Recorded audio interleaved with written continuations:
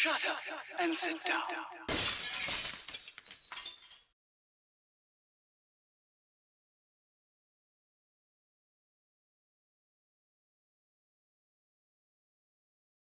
Stream Deck still doesn't want to talk to OBS. Rightio, folks. Hello, good evening, and welcome. Yes, it's Friday frolic time, folks, with me, Festa. How you doing? And him, the canoe. Hello. How you doing, mate? Yes, folks, it is the end of the week and the beginning of us two idiots spoiling your weekend, because once you've been in here with us for a couple of hours, you're going to be sitting there tomorrow with your head in your hands going, why do I do this to myself? Yeah, we spoil the weekend like a dog poop on the bathroom carpet. But anyway, massive thanks for coming in and keeping us two idiots company.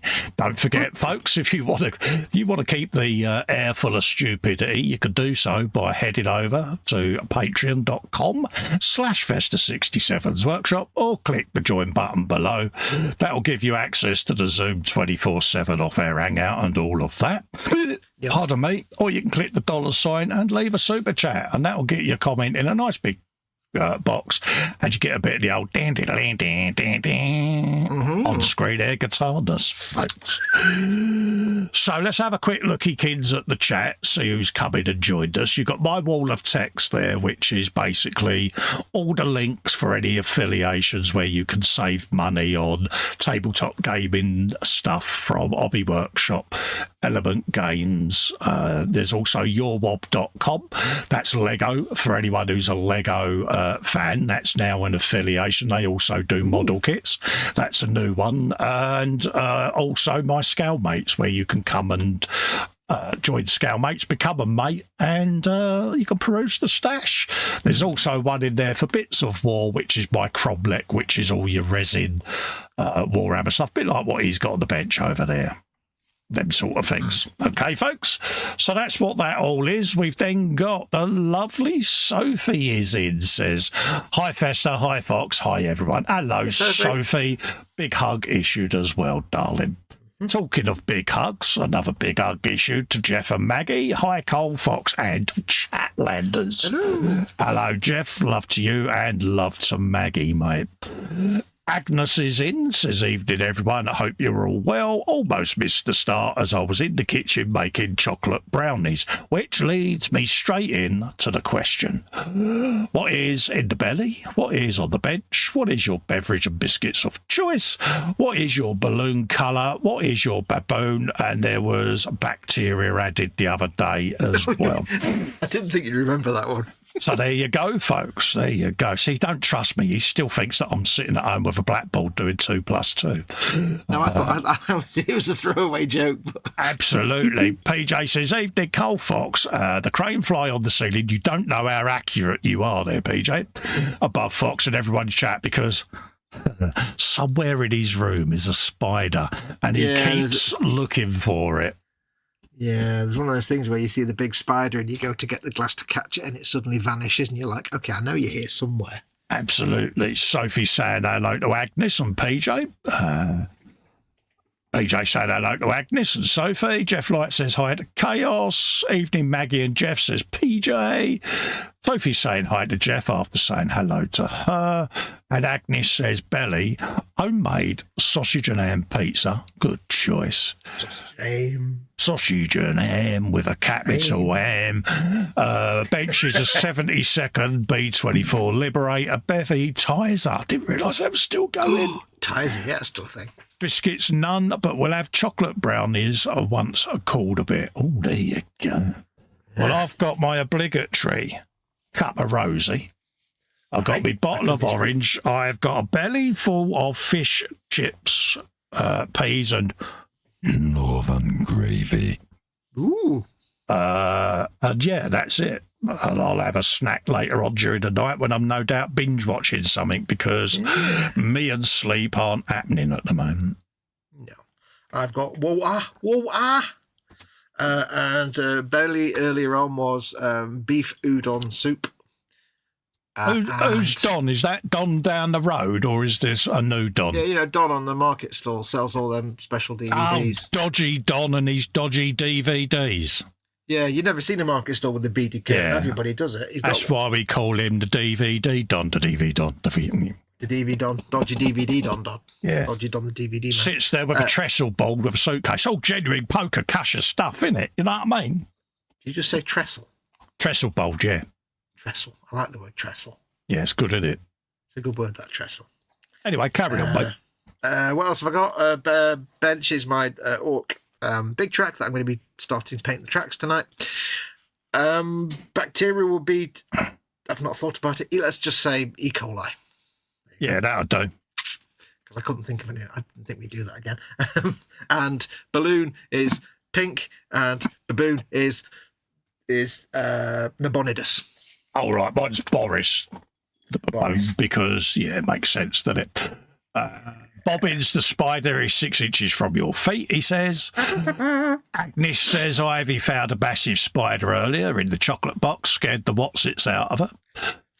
PJ comes in with his any big red buttons that may or may not get pressed by accident later in the stream, may or may not be pushed by Cole, Fox and Princess or YouTube. Yeah, he's still trying to blame someone, isn't he?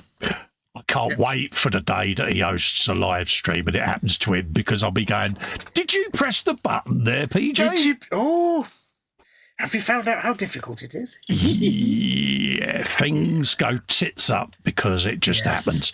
Sophie loves RC, and he says something else then.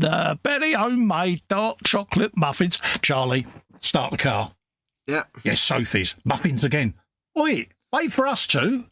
Nom, nom, nom, nom, nom, nom. Dude, he's gone on his own. Gone. Yeah, you remember, you should have got in the truck and get him going before you tell him why. Yeah, I should have done, shouldn't I? Yeah. Bench, more knitting, and her drink is San Miguel. San Miguel. I don't like San Miguel beer, but I like the alcohol-free stuff. Agnes says, don't tell Fox 6 inches, as he hasn't seen anything that long before. Don't flatter yourself, love. This is why you always see him round the walnut whip counter. That's all I'm saying. Hey. What I get up to on my weekends and evenings and daytimes and mornings. Anyway, I digress. You do, quite regularly. How's you and how's my mum? I'm fine, thank you very much. Mama Wolf is a bit poorly today with a bad back, but she's in bed now. So she's fast asleep. Bless. Drugged up, oblivious to everything and asleep. Yeah, absolutely. She's in the actual back pain stage for now. Give it a couple of days, then she'll be in the no back pain, but milking it and pretending it's back pain. She's got her hand super glued to her back, isn't she, just to emphasise it a bit. Yeah. My war wound. Oh, bless. And, and to get it out there, my mum's in hospital and Winnie is worried, so that's all I'll say on that one. Big hugs to all of them. So, so that's all I'm prepared to say on here. But it's bound to be asked, so it's isn't it? Right. Big hugs all round. Okie dokie, what am I up to tonight? I hear you all ask. What are you up to tonight, Festa? There you go, folks. See? He asked. As if by magic it happened. As if contractually obliged. I am doing some decaling on my digger that doesn't bear any resemblance to the box art. Good. There's a surprise. Good, because box art... Because everyone I see is the same bright to me or orange.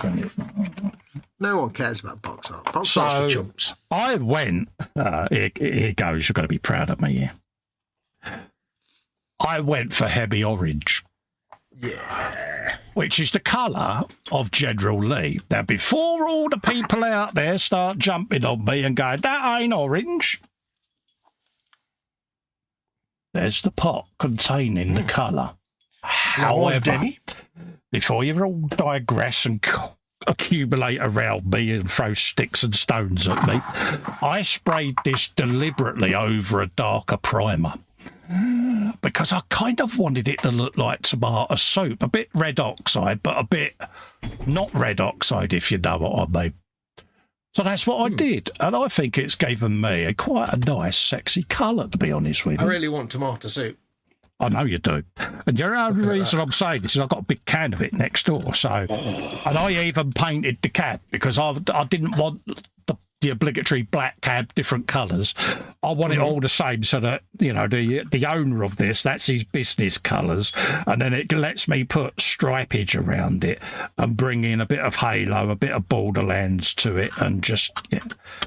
And then I'm going to dirty it up and mess it all up and scratch the bejesus out of it because it's not often people say bejesus. I like when people say that. It takes me back to my next door but one neighbour who Irish and used to be lovely and say, oh, bejesus. Oh. I once got told off for saying it because there was a very religious person in the chat. And it's like, if you knew me well enough, you'd know that I don't form opinions like that. People believe what they want to if it makes them happy. Yeah. But yeah. Oh, you can't say that. I can say what I want because I'm an independent, thinking human being.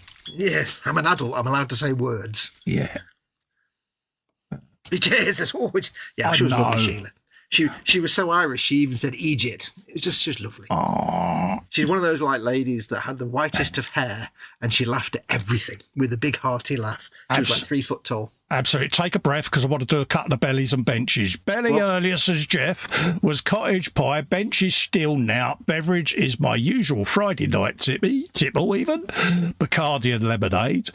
Favourite biscuit is chocolate digestives. Balloon colour is sky blue. Agnes is giving hugs to Mama Wolf and Mama Festa. PJ's belly, pizza with chicken, mushrooms and smoked bacon. Nice combo.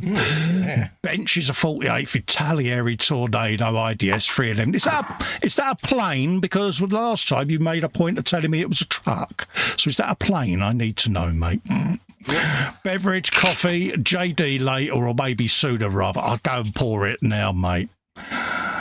We'll just pause whilst you go and grab it, mate. Scout modelling chaos says, Carl, are you going to put a 0-1 on the side of that? That would be an ecumenical matter. Suffice to say that I'm going to be masking off an area, and there are going to be things added, mate. So, my area. New Fenris Railroad is insane. Hi guys, hello mate, how are you? But in answer to your question, Agnes, basically yes. So why not? Because the boom arm needs a number right there. Yeah, because it's going to be part of a fleet, so they need to know which one of the fleet it is. Exactly. So you can't. Yeah, but there you go. So that's what I'm up to. What are you up to, my dear? Come on. I am doing the tracks today. I shall start doing the tracks, which I shall try doing. I was going to do it in Skaven Blight Dinge, but I thought no, I'll do it in. Well, I was going to do it in Mechanica Standard Grey. Good colour. But it was rock solid in the pot, so I'm doing it in Eshin Grey instead, which is pretty much the same colour. Can't you give it a kicker? What? Can't you give it a kicker? No, it was rock solid. It was just like... It was unsavable. It was very old. So, and I couldn't be bothered looking for another pot of it. So you can always use it as a dry paint, can't you? Just rub it on. See what I did there? I could drag it across edges to edge highlights. That'd be great. Exactly. It's like a crayon. So I'm gonna try doing it in Eshin Grey, and then we can do the rusty wash over the top, like Uncle Night Shift does. That I can't do. My friends. I'm still trying to copy. I mean, emulate. Let's just say, just to completely copy his style. I've still not perfected it. So. That's all right. You've been copying Duncan long enough. See what I did there. Tart. I know. But the thing is, it's like when Martin Kovac does it. Kovac. Yep, your mate Martin. He paints it grey and he does a wash of oil paint and it looks like rusty metal. I'd paint it grey with a wash of oil paint. It looks like grey with a wash of oil paint. Yeah, the guy is. In case you're wondering, we do ravage these places and shamelessly steal their techniques, but. That's how art works. Yeah, I always make a point of, I robbed this from Martin, or Laser Art, or Laser Creation World is another person who I follow avidly, and it was there that the idea of Ringo was spawned, because I was watching him do a abandoned vignette in a wood. It was The thing is, and we've said this before, but the truth is, when it comes to,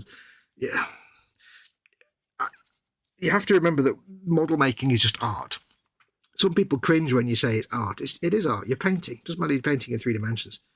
But, like all art, you're influenced by others and you copy others as an influence and to learn ideas. So there's no harm in it. Yeah, I shamelessly do it, and but I always try to give a credit to the people that have influenced me, because I think it's the right thing for me to do. It's just my personal choice. But anybody that denies that they crib from other artists is just an outright lie, because there's very little that's original in the art world of what we do. I can't think of the last original technique that appeared. I mean, the last original technique I heard of was slap chop. Yeah, but that was only a take on zenithal, isn't it?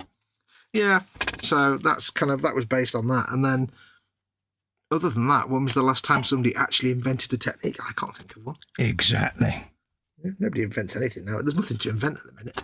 It's pretty much all been done, isn't it? Let's be honest. Yeah. We can always do the metallic edged dry brushing technique from the early 80s and try and revive that. Oh, yeah, the black wash and silver dry brush. Yeah. Tamiya Catalogue, 1984 style. Oh, yes. You know what makes me sad sometimes is that there are people that still do that and think it's the bee's knees, and it's like you've just kind of somehow avoided 30, 40 years worth of model making techniques. That's right. I'll have to do that later on this then, just to wind you up. Oh, it don't bother me. Because I would. Jason Martin is in saying, good evening, gents. Hello, Jason. How are you? Jason. Lovely to see you. New Fenris says, Belly was spaghetti. Bev is Mountain Dew. Bench is a kit bash that I'm working on. Tell us it all. Yeah. And it's free Space Wolves. Oh, I was going to say, tell us about the kit washing. Yeah, tell us about the kit bash and tell us how it involves Space Wolves. Jason says, are you going to Telford? No, I'm not, mate. I'm housebound, mate, because of my medical conditions, mate. So, yeah, I'll be thinking of you all at Telford, but I don't go out now, mate. Sophie says, is knitting art? Yes, it is, because you've created it. So it's artistic expression, my darling. Yeah, anything creative is art. Yeah. And I'm not going to Telford because I'm a Mama Wolf's carer, so I can't go anywhere, so... Yeah, I'll carry on 2 secs, mate. Not sure how to do the high things, says Jason to Sophie. PJ says, oh, it's Saki. Get mentioning that it was a Volvo was for the viewer's benefit, not yours. I love being Saki, mate, just saying. And for the record, the Tornado is a flappy wing thing. Yes, good man. There you go. I'd be worried if the wings were flapping. Yeah, but mocking you, PJ, is good because you like mocking me, so come on. Mm. It is the order of things. Absolutely. Absolutely. It's all done in the best possible taste.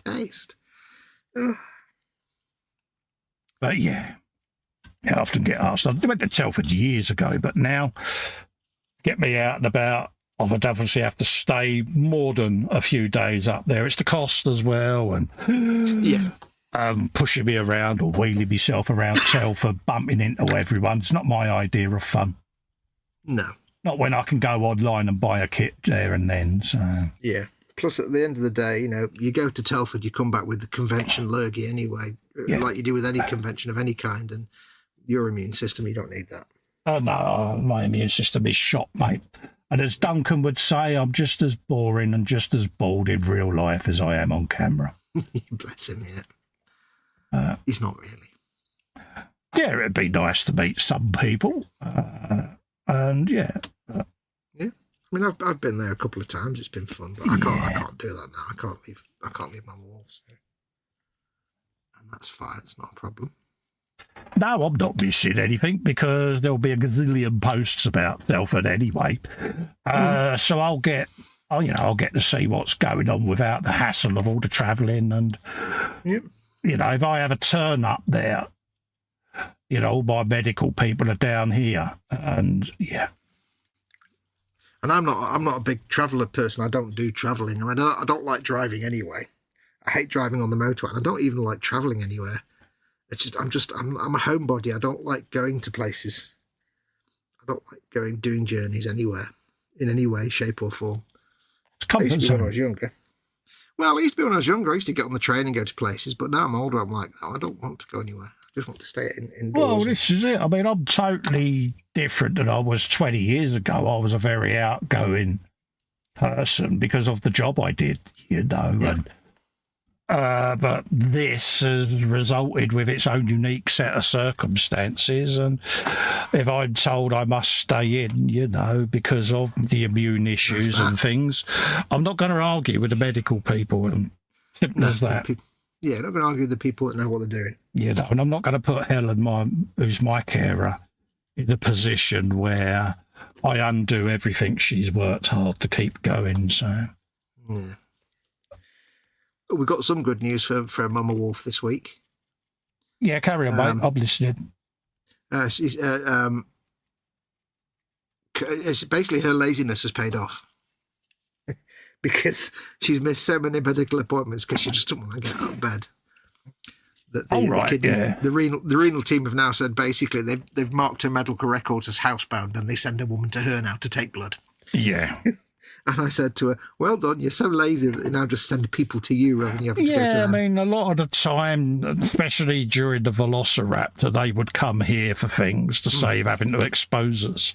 And it's like when I go up the hospital, I go in through the back door, they then come and get me when it's ready, and I go do my thing, and then I'm back out and gone. You know, so it is a little bit wrap you up in cotton wool at times, but that's what is needed. The only thing they can't do at the house, obviously, is MRI scans and neurology stuff. But the rest of it, they'll do here for me now. So, with Mama Wolf, it's just because she's lazy and don't want to get out of bed. Yeah, it literally is just that. There's nothing stopping her going, to the hospital for checks. Oh, it's exactly. GP consults, things like that. I can do on Zoom now. Richard, me spine guy. I'll sit and do stuff with him on the Zoom to do with it because it saves him time. It saves me getting dragged out to go there just to have the same conversation. So yep. Well, it's for Mama Wolf. It's like she goes every 3 months. She goes to the renal team, and it literally is. She sits down for 5 minutes, and they ask her how she is. They look at her arms and see if her arms are moving around. For like renal tremor and stuff. Yeah. And they tell her what the last set of readings was from her blood that she gave last time, and it takes about 5 minutes, and then they take some blood, and that's it. Yeah. And I said to them, can we not just do that bit over a video conference, and then we can take it to the doctors to give blood. You can get somebody to come around. Exactly. I go through my quarterly deep brain and spine scans and the usual pulling about that entails, and then do a video consult with the outcome or the progression, should we say, and if they need to send me elsewhere, they'll go, well, we're gonna get this person involved now because, and that's it. And we all agree to meet up and get things moving, but they try to make it as quick and as efficient as possible because of the immune side of things. So yeah, you don't want you out there exposed to all kinds of nasty. No, that's right. It's possible, don't they? So yeah. So, Pam, my GP's just retired, so I've got a new GP now that I've got to learn. But it's funny, Helen had the letter from her, so I rung her back, blah, blah, blah, and said, I'm his proxy, etc. Yeah, I know all of that, she said. And she said, Pam gave me a heads up before she went and enlightened me as to how stubborn your old man is. I was like, damn it. Even when she went, she still got me. Cowbag. Yeah. Well, we got our local GP because I moved Mum to our GP that's like round the corner from the place she was, because the place she was like had millions of patients and it was just a business. It was too, you could never get through on the phone, that kind of crap. So our GP that she's had for a couple of years, she's not quite retired, but she's not there as often. So basically, one of the other GPs has taken over. And the new GP came to see her the other week. Yeah. And I said, what did you think of the new lady? And she went, the new GP, she's got a very loud voice. Yeah. She's lovely, but she's very loud. And Mum said, I can hear her. I like her. Yeah. Oh, dear. The other doctor was quite quiet. Pam was very, you know, said it as it is, which is what I like. It's what you need. Yeah, that's why I get on so well with Richard, because, you know, I've always said, don't, you know, pussyfoot around it. Yep.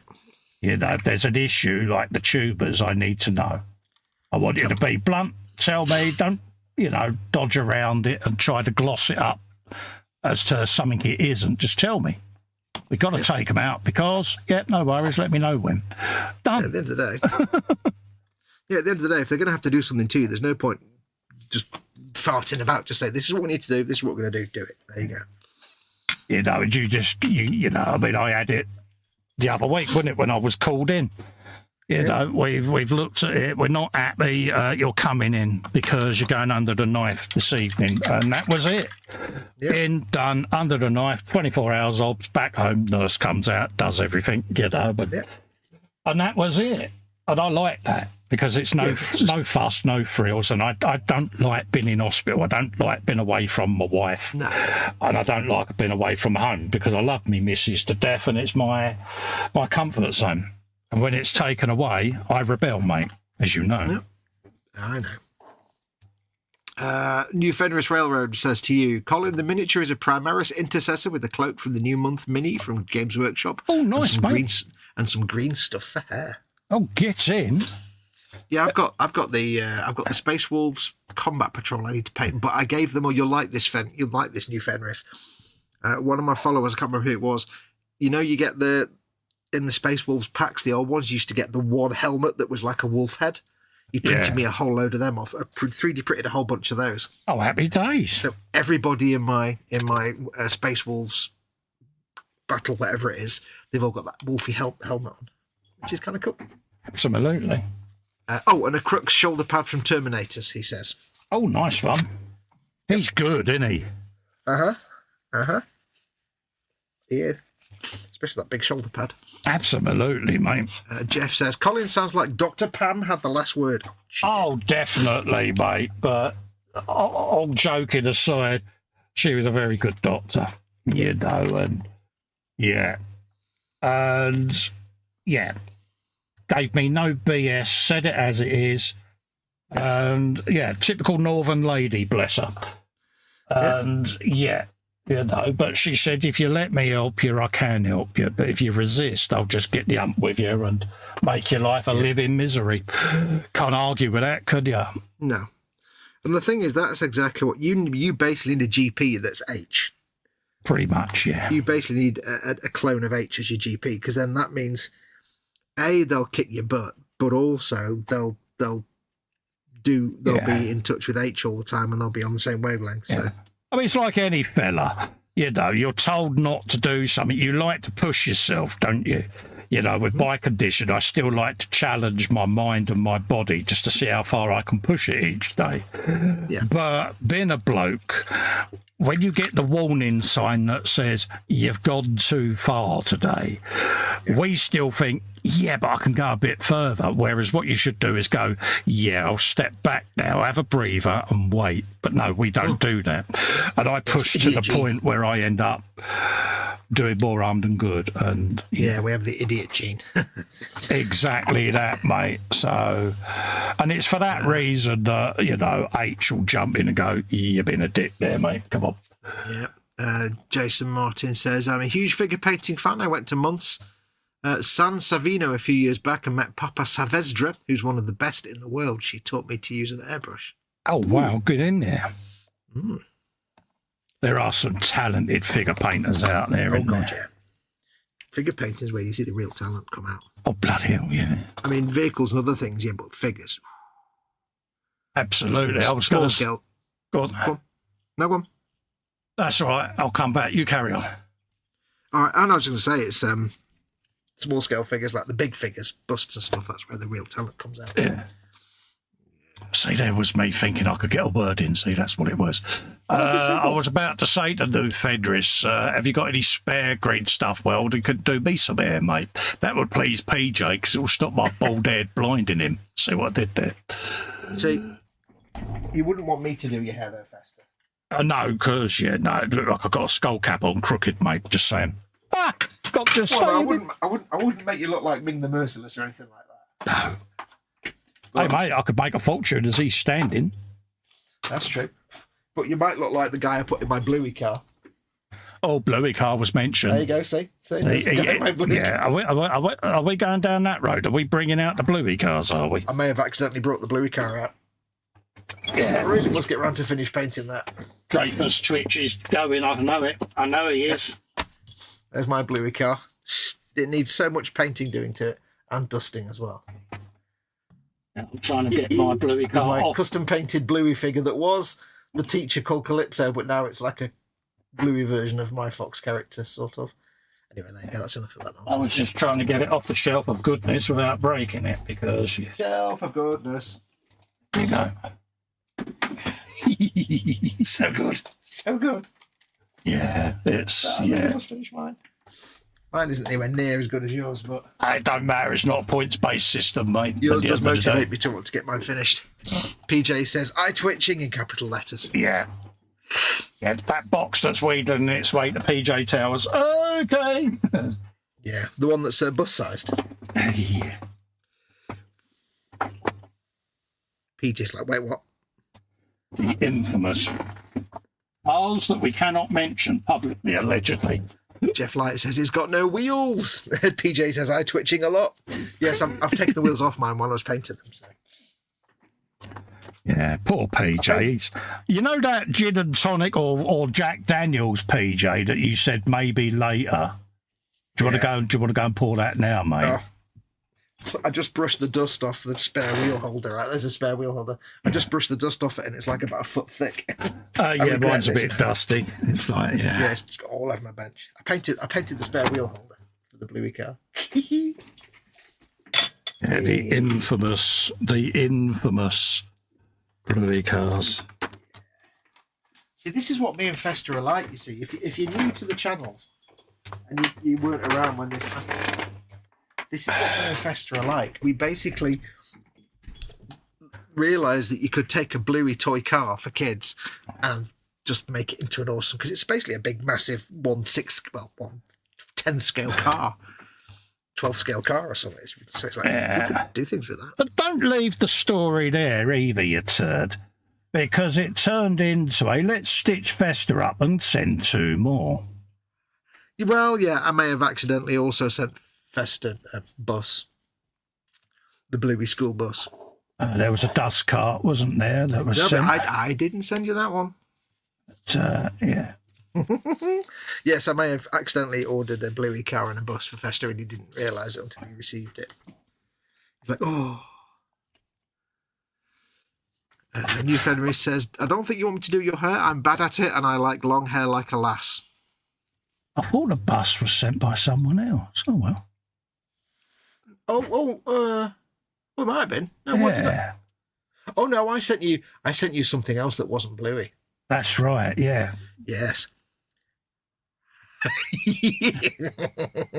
Yeah. I haven't seen that yet, so I don't know how big it is. Yeah, I was going to say I thought the Bluey bus was someone else. It was actually. You're right. It's written on the box. I sent you the other thing that you haven't publicly mentioned yet. Yeah, it has been publicly mentioned, but... Oh, has it? Right. Yeah, you wasn't listening at the time, dear. Happens a lot, folks. He does this to me. And I end up like Polly the parrot repeating myself. Do what? I wasn't listening, what? Yeah, I know. So we did there.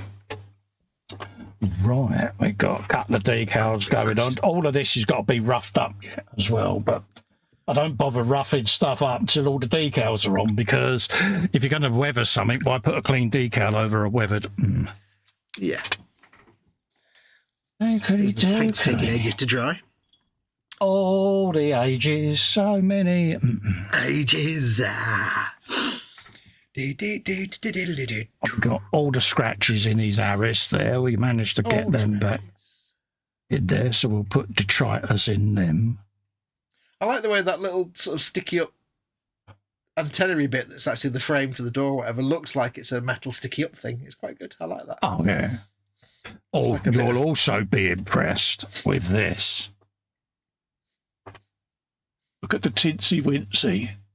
Drilled out exhaust pipe. Oh, yeah. Because Teeny, why tiny, not? tininess. Tiny, Yeah. tiny. You got to do it. But yeah, I got all the hoses, got all the hoses to paint. Yeah, I started a couple. Wrong arm, Cole. It's that arm that you started a couple with. See, so started a couple of the hoses. So yeah, I've got all of them to do, and obviously all the rams and everything. I like to ram it. Absolutely, but this is a really fun little kit, folks. I've really, really enjoyed putting this together. And it is the little Ashigawa double-arm digger thingy, majiggy of diggery things. Yep. And yeah, it's got all the claws. PJ says, I should report you two to the RSPCPJL, the Royal Society for the Prevention of Cruelty to PJ Lewis. That is good. That is good. I'll let you have that. Yeah. And Jeff says, JC, sorry, JC lives under the bus. Hi, JC, if you're about, mate. Yeah, I'll have to do a 3D printed pair of legs, just poke it out underneath with J on one side and C on the other. Yeah. Bless him. He spends 90% of his life under that bus. But it is his fault. Well, absolutely. It's always his fault. It's the default response. Yeah. I think it was PJ that came up with that, actually, the whole James's fault thing. Sure, it was PJ in the Zoom.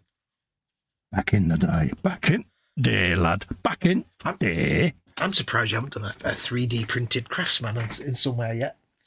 There might be opportunities for something like that to happen. Ooh. Good lad. We did suggest it once on one of the builds, didn't we? A Craftsman to be stuffed in there somewhere. I can't remember what. Because you got the thing for it, haven't you? The file for it. I've got the STL file for it. Yeah, Craftsman. Craftsman. Was it the bus? I can't remember. It was something, wasn't it? It was when we was doing the Bluey car. See, I went for the quiet option then in the hope that Dreyfus didn't hear it. Bluey car. But I do think he has acute hearing when it comes to the words Louis and car. Le voiture de Bluey. So he did there. Still doesn't stop his Dreyfus twitch happening, no matter what lingo we're doing. It's doing that. This paint is taking forever to dry. What's your game here, paint? Dry. You're in acrylic. You should be dry by now. I'll have to make sure I'm careful once I've painted these tracks that I'll need to do a matte varnish because it's prime. Yeah, you need you need to seal that in, mate. Yeah. Not that I need to tell you that because or rather gloss varnish it and then matte varnish over it because gloss varnish is tougher. But yeah. I don't think I've got a gloss varnish. You haven't got a gloss varnish. You've got a hard coat, haven't you? Yeah, but I'd rather spray it though because hard coat will come out really like brush marky. I've never got a smooth finish with hard coat. It's good on figures, but not on big. Yeah. I use it on like figures and stuff, but yeah. JC Bricks and Builds, after being mentioned, comes in the chat. Evening, morning, Colin Fox and all in chat. Festa hugs, Fox hugs. He says, what did I miss? Well, it's your fault, James. Yeah. You know, you just missed that and just came in. It's uncanny, isn't it? Yeah. I can only assume that's his guilty conscience kicking in. Well, the thing is, you notice Jeff did say JC 3 times. It's a bit like Beetlejuice. If you say his name 3 times... There is that.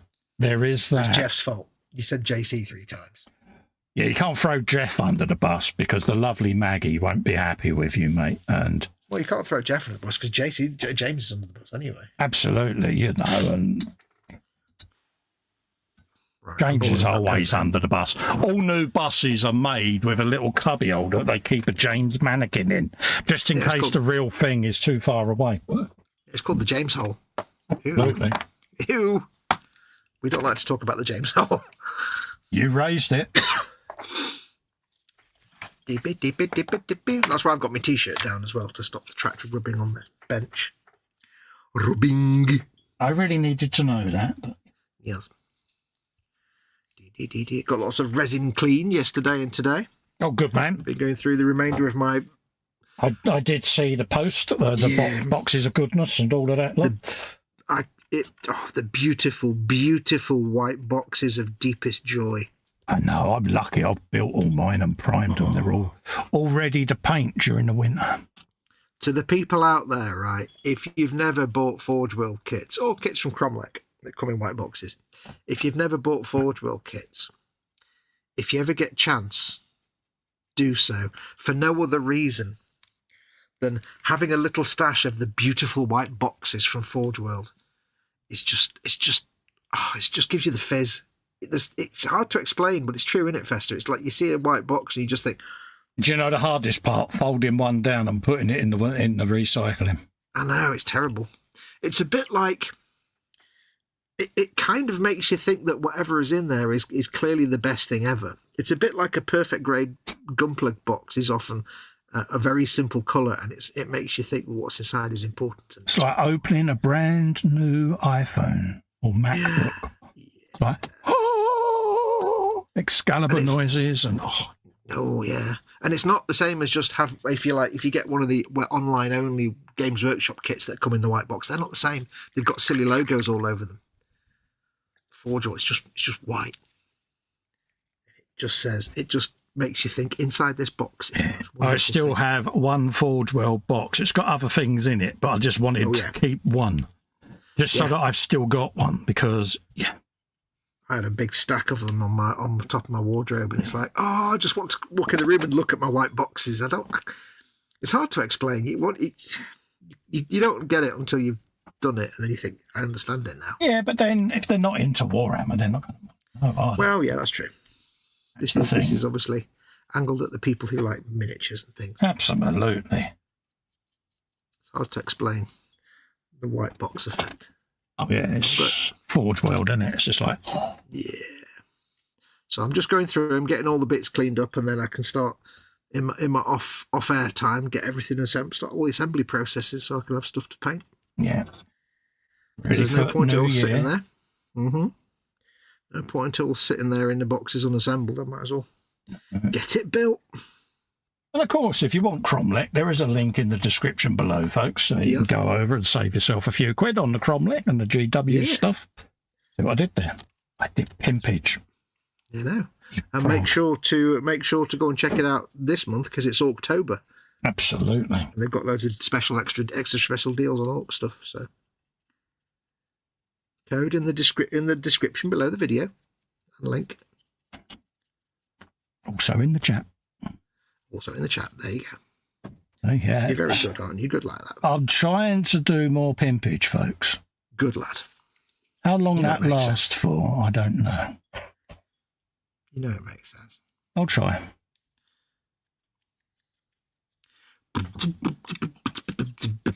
No, I'm not doing a neat paint job on this grey because I don't need it to be neat. I'm not saying I'll be as diligent as you are, because, you'll put a post up saying I'm just making a cup of tea. But you do, you are good at self-promotion, I'll give you that. Yeah. That's what social media is for. I do giggle. It's like, Today's award for the most pointless post goes to, but... It's not for making friends, all this social media nonsense, you know.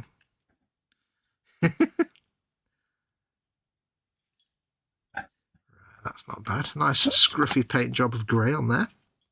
Some of the black and some of the original rusty colours showing through. Jolly good.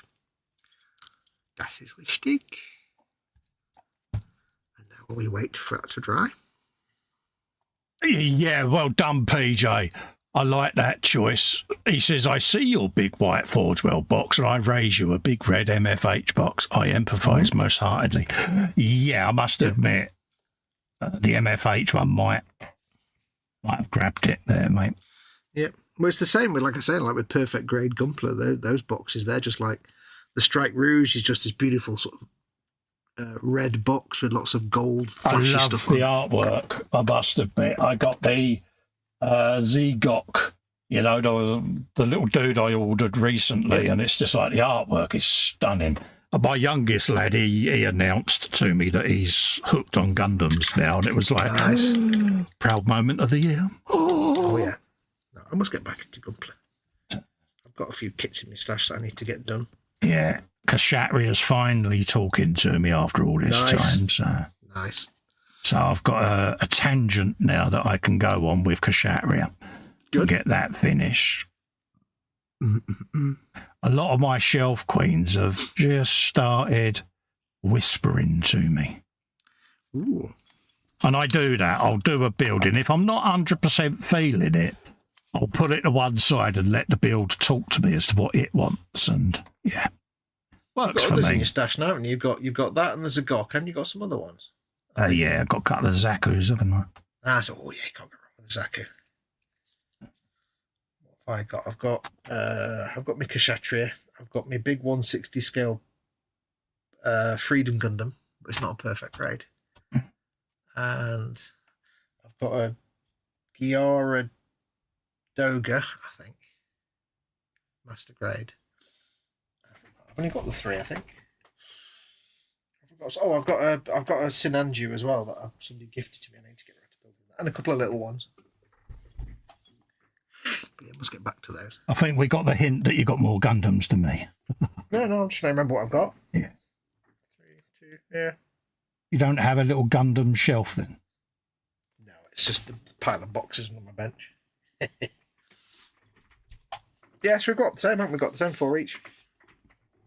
Yeah, they can't be. I say it's one of them. I have to feel them before I build them, if that makes sense. Yes, that makes sense. And get a take, and they've got already talking to me, even though it's still in its box. I have an idea where I'm going with it.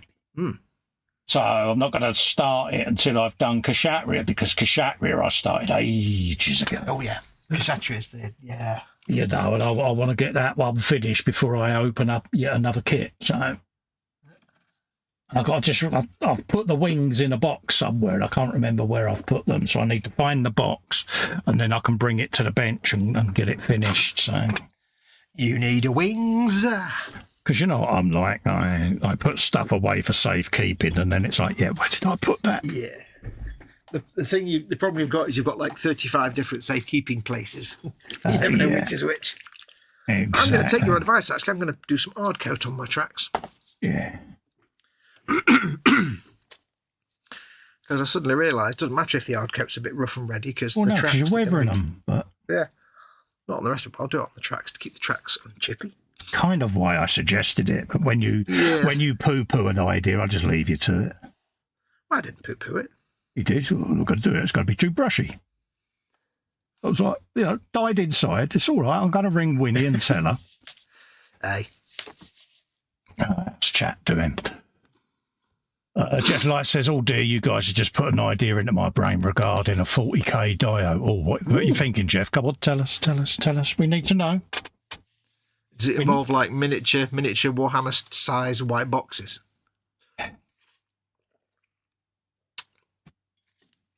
Bobbin says, I feel the same about my Wingnut Wings box. That's the one thing I wish I had got hold of that I didn't, which was a Wingnut Wings kit, I must admit. I kind of dropped a ball there, but oh well, wasn't to be. New Fenris says, I love Full.Build, but I've always got a plain cardboard box. That's weird. Yeah. My Full.Build stuff's always come in the white box. Although it doesn't have the Full.Build logo on it anymore. It just says 15 plus. Yeah, since they've gone under the whole GW wing, the Forge and the Worldness seems to have been forgotten, doesn't it? Yeah, it doesn't seem to exist anymore. I worried at the time that it would lose its kudos, and I think, unfortunately, it's going to, because it was an elite thing, a bit like MFH. It was the pinnacle of that genre. Yeah, it was like the expert kit. Yeah, and I think they've dropped a ball there, because when you take that away, people are going to miss it. Yeah. Well, the thing is, it was always like you had Games Workshop plastic, and you had Forge-World resin, and then you had the fine mold, the fine cast stuff, which was Games Workshop, and it was crap. Yeah. But now you've got Games Workshop plastic and resin, and there's also fine cast, which is crazy. It's fish, isn't it? Yeah. It's very weird. Fenris does say you can spray brush it also with the hard coat. You can, but I'm not going to do that live on a live stream. I'll just brush it on for the tracks. It's fine. But I need to let this dry. When I put this on there like that for a minute on the t-shirt to paint the top bit, The paint had already rubbed off. Ridiculous. Do what you like on me live stream. I don't care, mate. No, I don't want to spray. I can't be bothered. It'd take me half an hour to get me out spray booth set up. Yeah. Really, but... So it's CBA then, that's basically No, it. I'd have to literally take all my Hobby.Zone units off the bench. Yeah. That'd be a massive pain in the bum. At 1 in the morning. Yeah.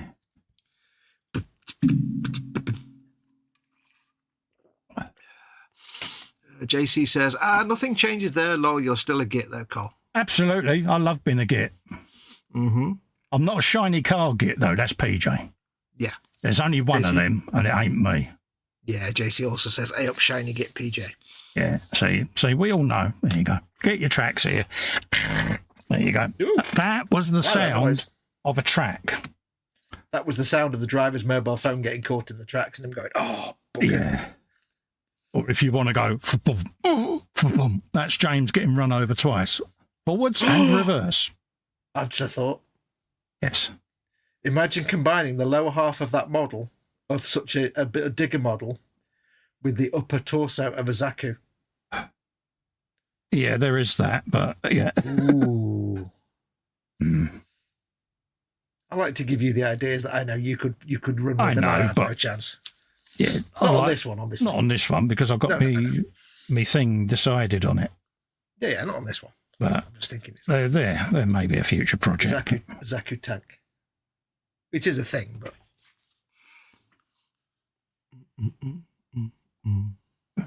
Jeff says, I'm thinking of a mixture of Imperial Guard figures and vehicles and Drop Zone Commander PHR vehicles. Oh, yeah. Oh, nice one.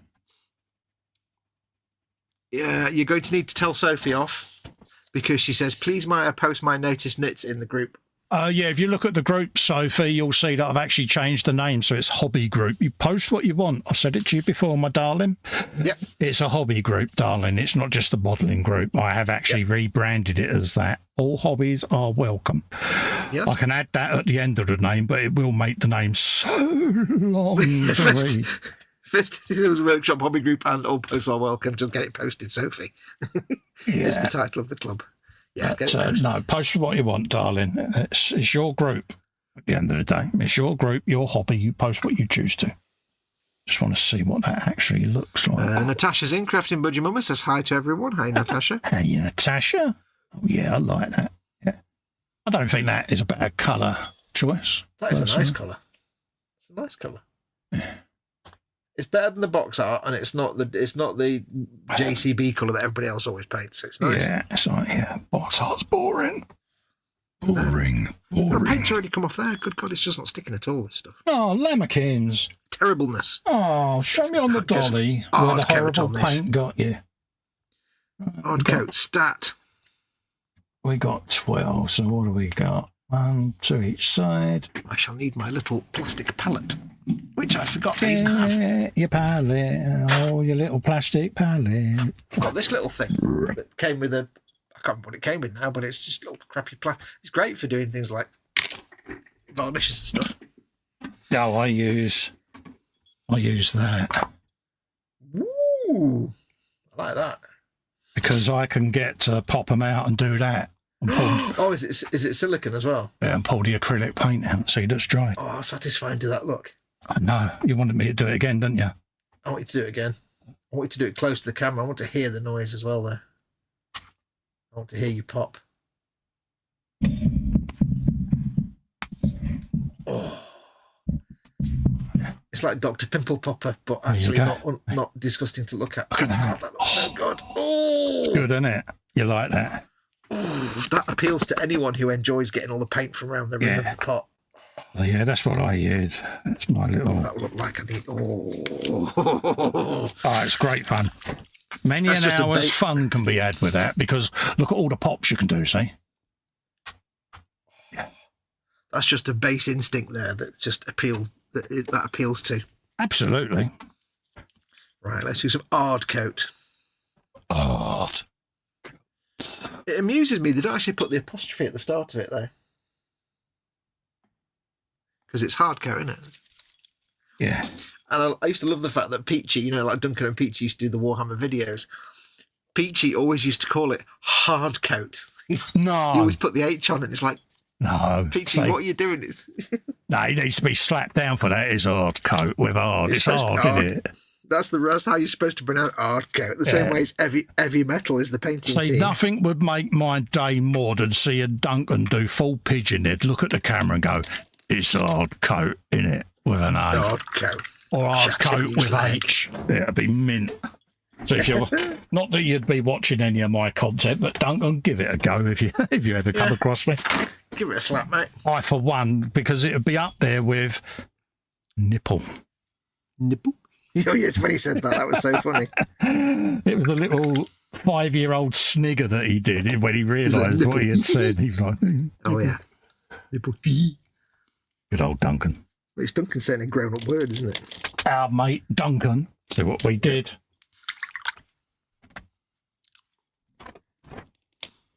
Right, what else is going in the chat there? Natasha's saying, oh my God, my autism loves them. There you go.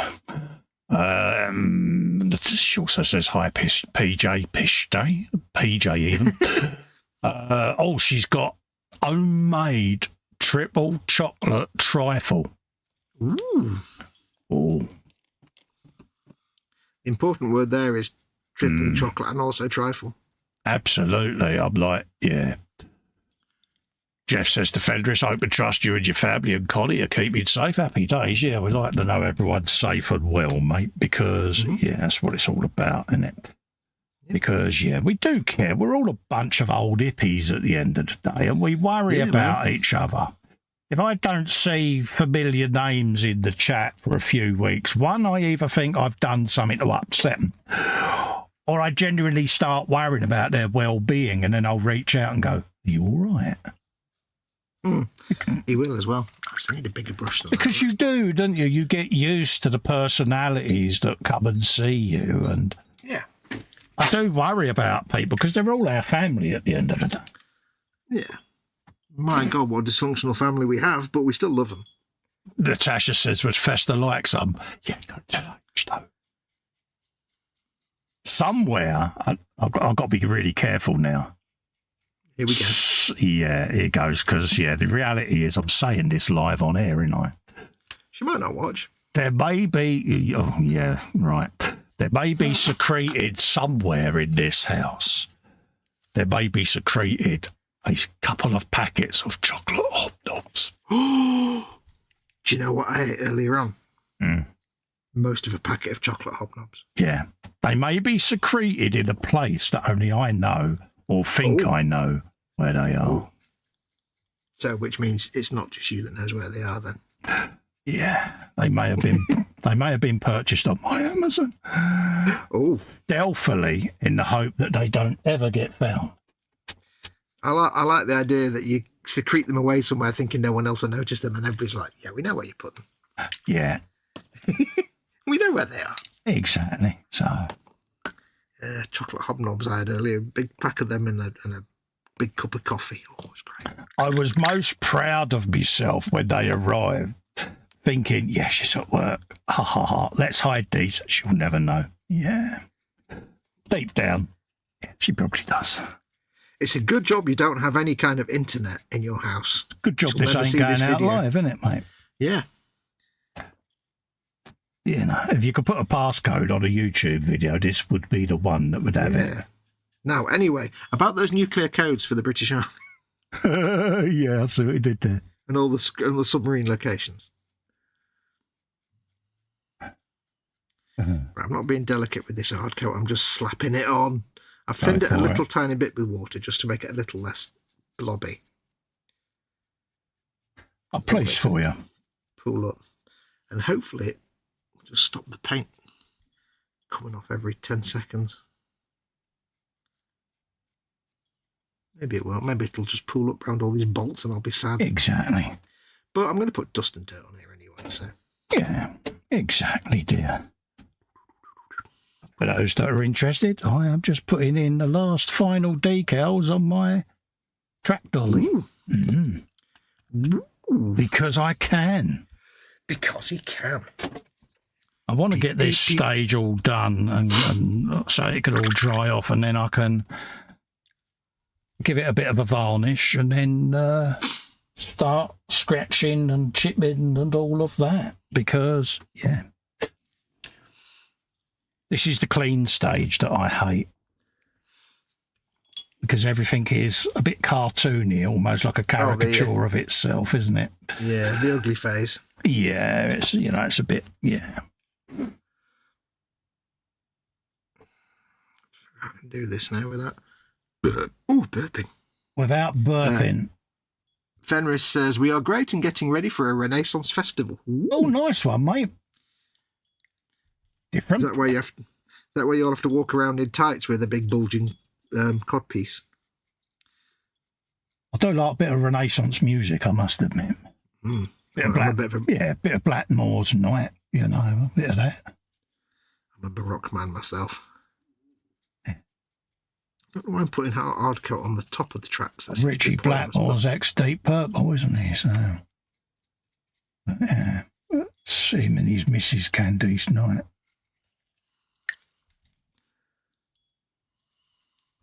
Yeah, it's got a bit of a melodic ring to it. It's great elevator music. But yeah. One of those you could do on the karaoke quite easily and destroy.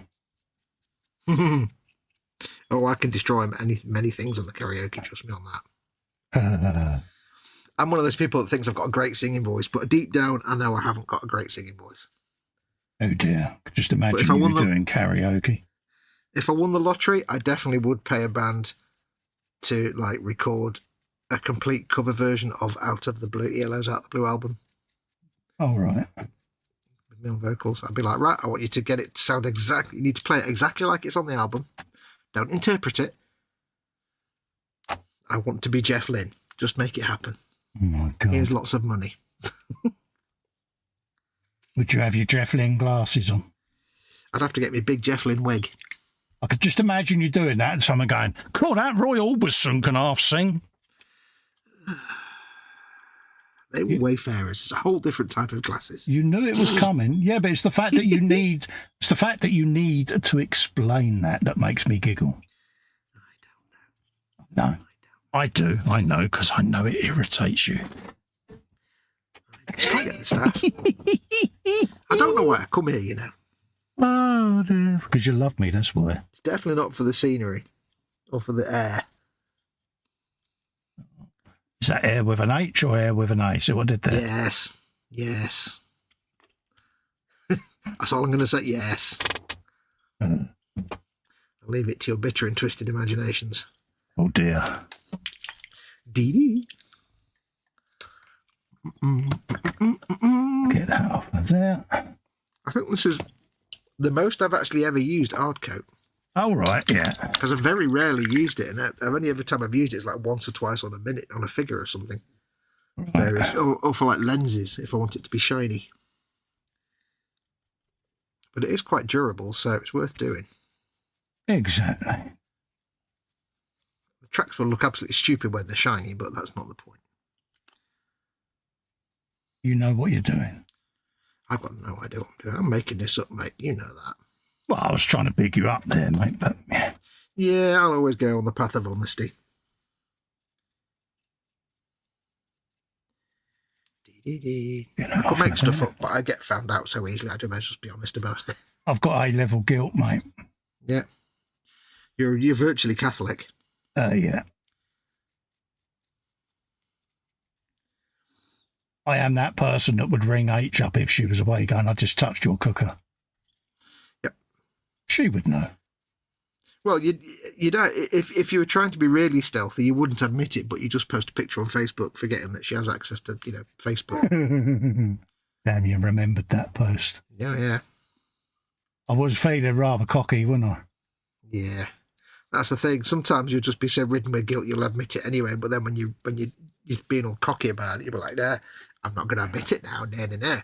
You post it on Facebook. Yeah. It was funny, though. People were like, yeah, you do realise you're, yeah. And she did, within minutes. It was like, oh, feeling brave, are we? Oh, I realised how stupid it was as soon as I posted it. It was the first time I remember hearing somebody actually go, "Do." Yeah. do a Homer Simpson dough.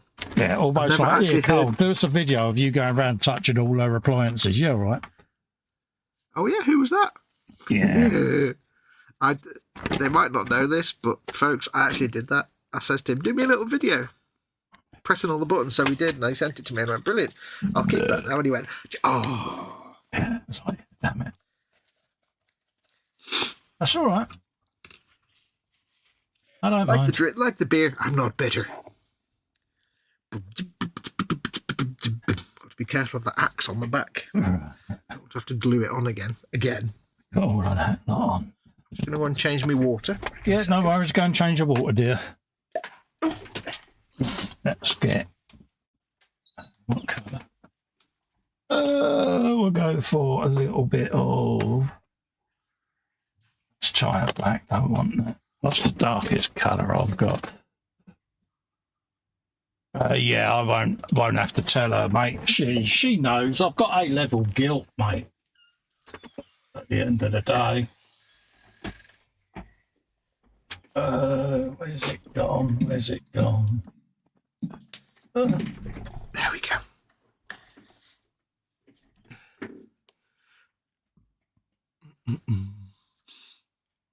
Let's have a look. Too light. Fenris says, wife is probably tearing the flat up to find that stash, Colin. Yeah. Natasha says, really, I smelt that burp from here. She knows you too well. Jeff says, yes, anything involving chocolate, Tasha. And Fenris says, no, Fox, I wear a kilt, don't look good in tights. You, Maggie, and Colin can share some with me, says Natasha. Oh, good girl. And Sophie says, is someone smelling the homemade dark chocolate muffins I have in the oven? Yeah, that you thought you still had in the oven. Mm. Because, yeah, we might have already been in there and raided your stash.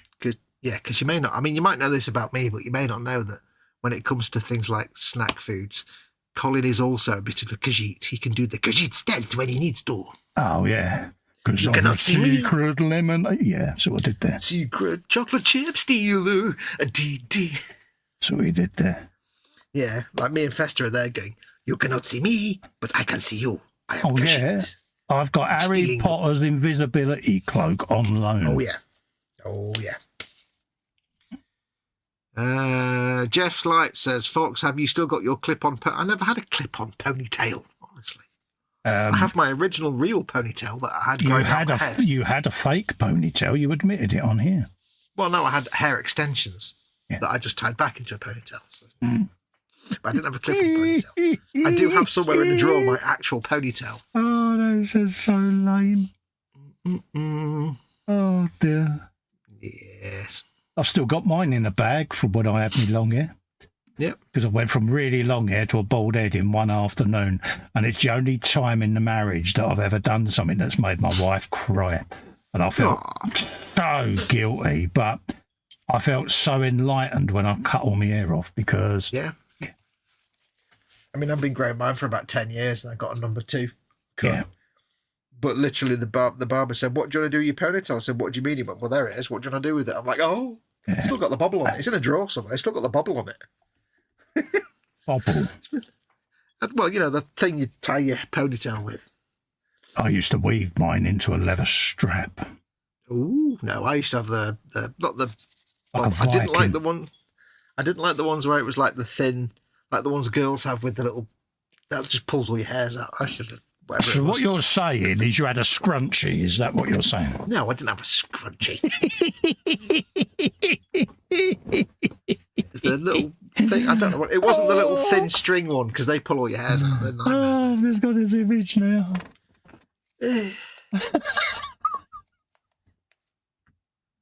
Oh, I love the way he Please. gets all defensive straight away. Oh, defensive. I did not have a scrunchie. It's like, I did not have a scrunchie. I have not a chav. he knows what's coming now. Every time it gets mentioned, well, yeah, you had a scrunchie, didn't you?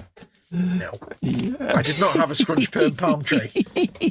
Hey, mate, don't forget, you know, I had a perm once, mate, and highlights. So, you This know. is true. This is true. I always forget this. I rocked the Don Johnson look for a summer. Yeah. Me having a ponytail is nowhere near as bad as you having a perm. You having fake hair extensions don't even go there, mate. No, that's not as bad as you having a perm, mate. Mate, believe you me, you're trying to wheedle out of it now. No.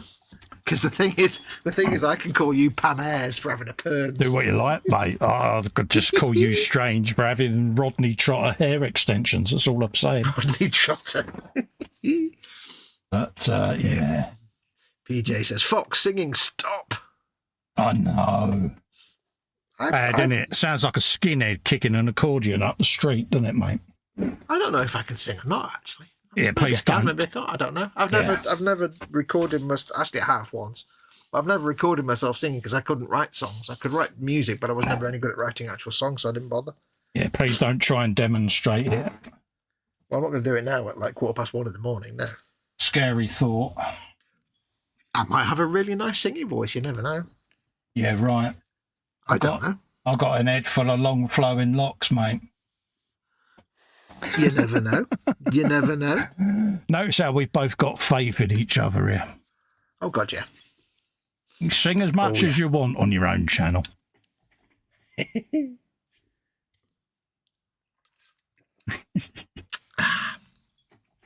for my thing to dry now. Not going to do much. How we doing? Scrunchie is a large hairband, Tasha. Yeah. A scrunchie is like the kind of things that you get for showers. You know, them kind of like things that are in, but it's like for your hair, isn't it? It's like I don't know, mate. I've not researched scrunchies, mate. Well, I only know because I had a girlfriend that had long hair and had scrunchies for her hair. Okay. I never used a scrunchie. No, I just use normal bands, whatever you call them. Right. Yeah, scrunchy bands. No.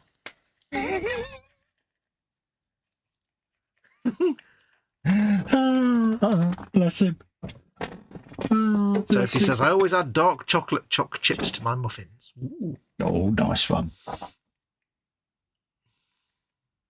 bit of lead belcher, that's what I was after. Natasha says, oh, I'm going to fly over and see if it's windy, and she says Sonny's kilt flies up. I assume she's referring to New Fenris.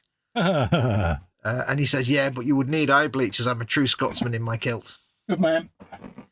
Which means he's used to the cold temperature and it's all shriveled up inside. Absolutely. Yeah. Did Fox actually use a shower hat? Well, no, because I'd just be washing my hair, wouldn't I? In the shower. I've got this image of you in one of these floral shower hats, yeah. No. If I had a shower, I'd just wash my hair. Hey. I do sometimes miss having the long hair, but unfortunately my fringe has receded so far that I couldn't really. Don't miss it at all, mate. I often get asked, but no, don't miss it at all. I miss it when I used to have a fringe that was actually in the normal place. Yeah. But now my fringe is all the way back there. It just looks stupid now. It was, for me, was the Francis Rossi effect. Yeah. Yeah, that's what. Yeah. It's like, yeah. Yeah, when your fringe is that far back, you don't. Looked like I had a squirrel clinging to the back of my canister, and it's like, yeah, it's got to go. It was basically a hair squig. Yeah, it's like, yeah, sorry, but you're trying to kid. You know, you can't. It's that old saying, isn't it? You know, you're flogging a dead horse at the end of the day. You know, once your hair starts going, you've got a choice. You either go down the comb over trying to conceal it route, or you go for the squirrel clinging to the back of your head look. And it's like, yeah, none of that was for me. So it's like, yeah, out with a razor, get rid of the lot. It's like the same thing when you see it, like, you know, somebody with a big belly and they've got a T-shirt that stops just above the belt, and it's like, oh yeah, it's like a move tube, doesn't it? Well, it's like you've got this T-shirt like hanging 3 feet away from your trousers. It's like you can't hide it. Just don't try and hide it. There's just no point. Jeff Light says Maggie has a large collection of scrunchies. Yeah. And Natasha says that's the image I have, Colin. Yeah, it's a scary image, Natasha, isn't it, love? This may be a stupid question, but how do you know when a gloss coat is dry? Because it looks wet. It's like Is it dry or just shiny? Find a very easily concealed edge and just give it a light, deft touch. Yes. I suddenly thought, hang on, is it dried or is it just... No, it's still drying. It's GW at the end of the day. It does dry quite quickly, but bear in mind it is a gloss. Yes. I didn't need to gloss the top, but I thought I may as well, so then at least any weathering effects will be uniform across the top and the bottom. Yeah, it's one of them, isn't it? You're one of them. Absolutely. Scrunchy free, though. Hey, I've never had a scrunchie either. We're in the scrunchy free club. Cool. Scrunchy boy there. Ain't no scrunch on this boy. So he did there.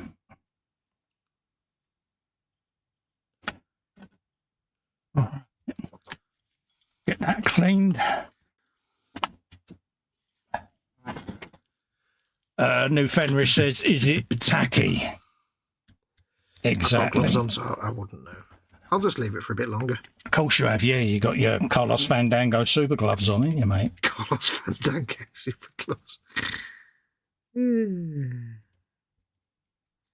Well, I'm taking so much paint off handling it, I might as well try and reduce somehow. Hey, mate, it's all right. You don't need to explain to me, dear. Dry. So that's that done. I can paint me cables in a minute. Paint your cables. I just want to get some of them done. Let that dry up. I normally get the hairdryer out, but it's 1:30 in the morning, so yeah, don't want to be blowing a hairdryer at this time of night. Sure. Excuse me. It'll dry in time. You got nothing else you can paint on it? No, Walk around it. I'm quite happy to sit. No, that's all right. I'm quite happy to sit leaving it drying. You know, it's like I say, there's no rush at the end of the day. You do what you need to do, innit? At the end of the day. Aye. I get points, mate. There it is. It's right in front of you, Carl. See that little disposable brush that you still haven't disposed of? Yeah, the indisposable. Disposable brush. Or as it's called in Yorkshire, disposable my arse. Yeah. My missus is remarkably proud of me. Oh, yeah. She's like, you haven't disposed of any of them brushes at all, have you? I went, no. Should you? Honorary Scotsman, she says. I was like, quite proud of that. Which reminds me, I must send you the link for those brushes that we talked about the other day. Yes. Hey, and I remembered what it was I was going to send you. All right. Me and Festa were talking about stuff we have to send each other. And I remembered I had to send him something, but I can't remember what. It was that pack of food dyes. That was it. Which you can probably find a use for. Yeah, I still think you desperately want another 5 tubes of milliput. But I do not want another 5 tubes of milliput. I haven't used the tube of milliput I've got. That's like 3 years old. And I got that for a reason. I never used it. Why is it right? When you paint a model, yeah, all the textures and the finish looks exactly how you want it to look, but you know you've got to put a matte coat on it. Like all the metallics now, they look perfect, and I would love to leave them like that, but it needs to varnish. It needs a varnish coat. It's like, yeah, I find it sometimes where you do pigment, and you get everything looking like you say as you want it, and you know what happens with pigment when you put a varnish on. It's just like, it's like that exhaust pipe there. It's got exactly the right metallic sheen that would be brilliant, but now I've got to matte varnish it, and I can bring it back a little bit with dry brushing later, but still, all the metal checker plates. Like, yeah, if I could just leave it like that, I would. Yeah, that's why on them sort of vehicles, I would literally get the softest brush I've got and brush paint it, because, you know, you can still use it as texture, but you get to varnish the bits you want, and then you're not having to go back over repainting everything, because it's, you know, it's a waste of paint at the end of the day. Well, the thing is, it's fine if it's a display model because you don't have to varnish it. But if you want to play with it on the tabletop, you need to varnish it. It's always like it's the same kind of frustration you get when you're trying to mix a paint color and the exact color you want is always whatever color your brush water is. Yeah. Or you get the perfect mix and literally you've got one tile to do and you've run out. Yeah. Oh, yeah. And you can never mix that. Oh, in the days before wet palettes. That was mate, it drives you nuts, doesn't it? Whereas, like you say, nowadays we've got the wet palette. Or what's worse than that point is the bit before that when you start to realise you're running out of paint and you think, can I get this to? And you start like thinning it down really on the palette. You're like, come on. It goes so thin. It's like a glaze, isn't it? It's like that anxiety that builds up. La, la, la, la, la, la.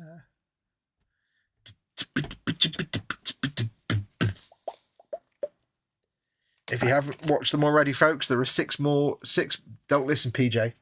There are 6 new Bluey minisodes on Disney Plus. It was ironic that when I loaded this live stream and started the pre-roll, the advert that came on was Bluey. I did giggle. I thought if PJ's tuned in now and he's sat there watching the stream start, I could imagine the eye twitch that would have been going, mate. Oh, yeah. Really? I could just imagine what he'd say. Really? I ain't even started bloody Bluey? The thing is, I think if PJ was actually somehow made to sit through Bluey, I think he'd actually like it. You think you could make PJ do something? Yeah, right. I think if somehow it was a situation where he had no option but to watch it, I think his heart would soften. Yeah. I think he would take the words stubborn, determined to a new level because the heels would be so firmly dug in. Oh, yeah. Arms spread out across the doorway. Clinging the door frame, biting the door frame, it'd be the immovable object, mate. Right, the door frame, sing the door frame. Yeah. Would be funny. I'd pay to see it. Oh, yeah. If anybody's wondering why, by the way, why I've gloss coated the tracks, it's because gloss varnishes are traditionally more durable than matte varnishes. Yeah. So if you're doing like tabletop miniatures, it's always good to gloss varnish. I've only recently started doing it, but especially figures, gloss varnish them anyway, and then matte varnish them later if you're going to be handling them. Bobbin says, I've never actually watched Bluey. I must get round to it. You'll either love it or you hate it, and if you love it, you'll really love it. If you've got a soul, you'll love it. They are. They're just What's delightful. That supposed to mean? They're just delightful. Put it this way. I've not done a season, so I must admit. So yeah, but it's like I will admit openly, I hate kids. I'm not a children person. Can't stand children. I don't know what to do with them. I can't relate. I'm like Worf with Spot the cat. I'm just forget it. And I don't want to be around children. But watching Bluey made me think, damn, I wish I'd been a dad. It would have been cool to be a dad. Yeah, but I obviously never was. So, yeah, it's you'll either love it or you hate it. And I think it's just adorable. It is just adorable. And he sits there, have you watched any more? And I'm like, no. Motionless husk. You've got about 6 episodes in. That's not I've bad. got 6 episodes in, and it was like, yeah. For me, it's the screechy voices. Does my canister. Oh. All cartoons that applies to, not just Bluey. They seem to have the voices are such a high frequency pitch. It's like, it's like. Of course, if you turn it down, you're missing what they're actually saying. So for me, it's a pointless exercise. Yeah. That's my excuse, and I'm sticking with it. Yeah, it's not for everybody. But I'm like that with all cartoons. It's not just Bluey, so.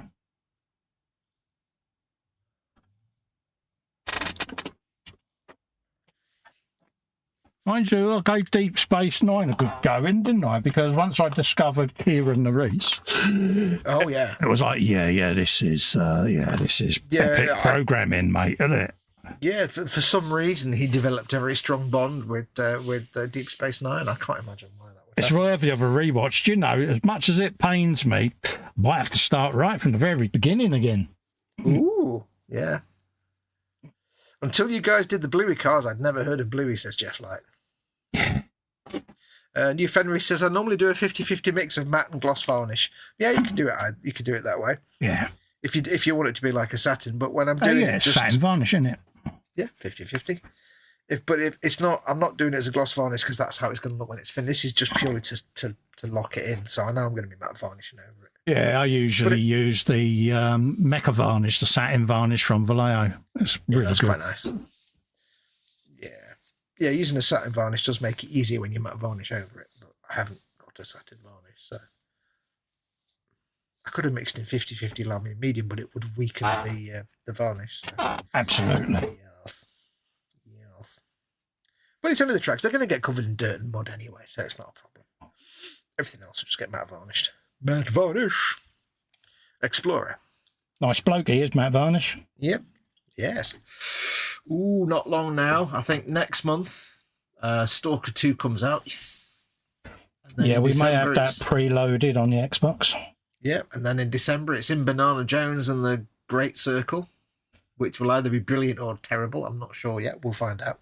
Yeah, I saw the blurb for that on there. It's their sort of recreation of Harrison Ford's face is 50-50 spot on and not quite right. It's like it's in some shots it's perfect and in some shots it's not quite there. But then in some shots the way they animate it, it looks like Harrison Ford doing Is the facial expression. Is it as bad as Dwayne The Rock Johnson's CGI in The Scorpion King? Ugh. That's what we need to know, folks. Yeah. Because that is the one, that's pretty bad. Yeah, that's the one that is held as an example to all things CGI, isn't it? I kind of blacked that out of my head. Yeah, it's one of those, isn't it? You can't unsee it. It's like, really. I'll tell you what was a good. It's not really a game conversion, but where they had a real person in a video game. All right, yeah. Was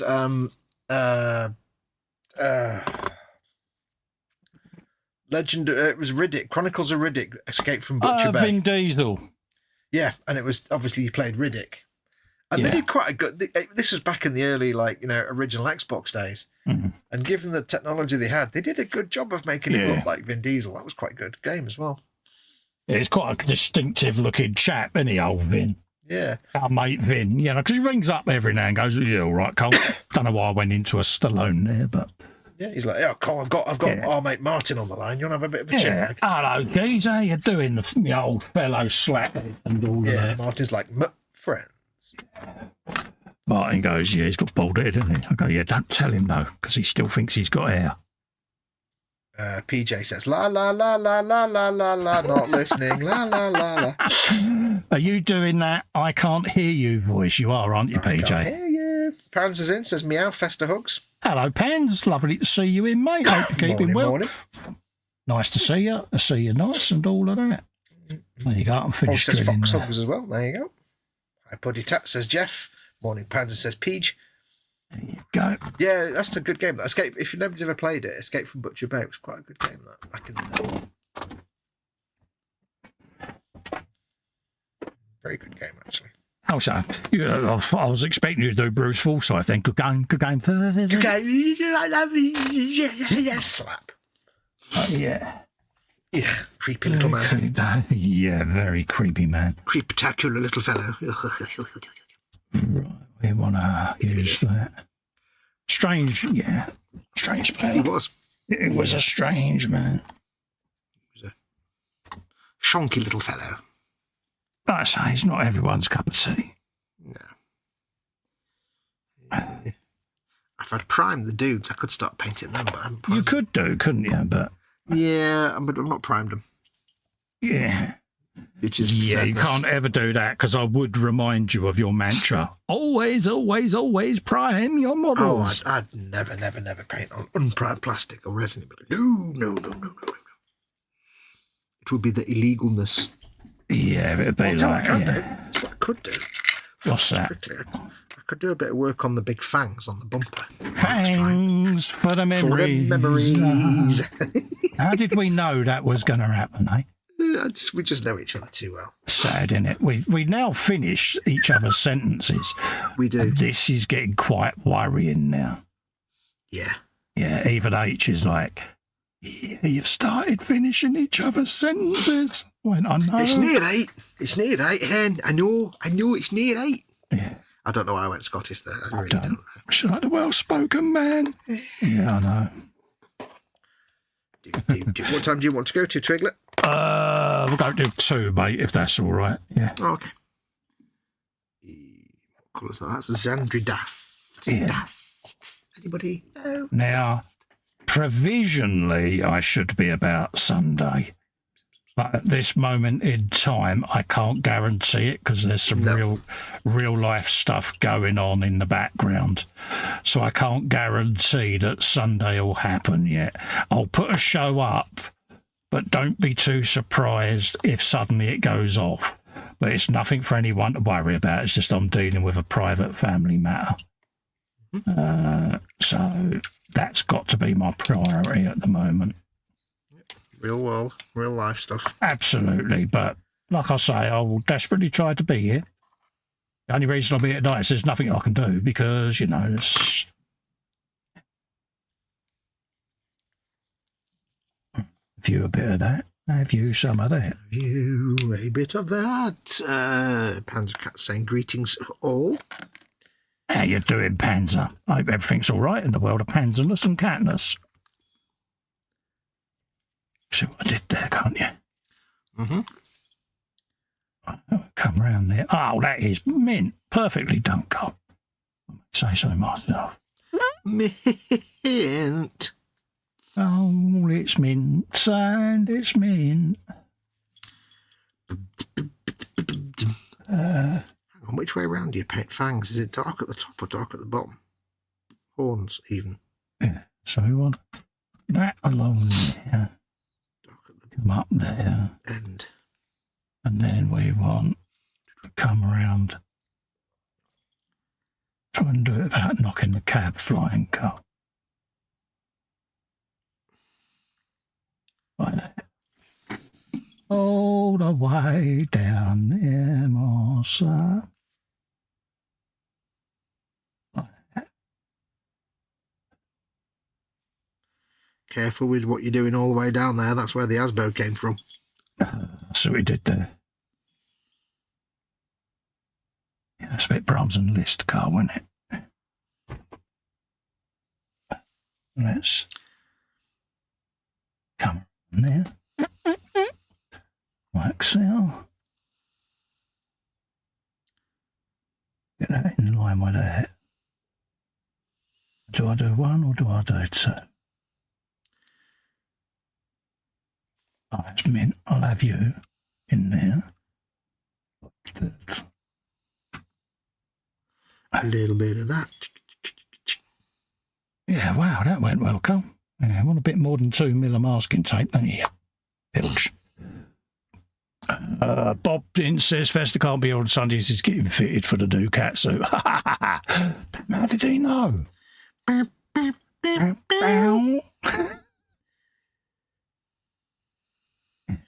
Festa's postal address is behind the beaded curtain. Yeah. It took me ages to get the crushed velvet cat suit made.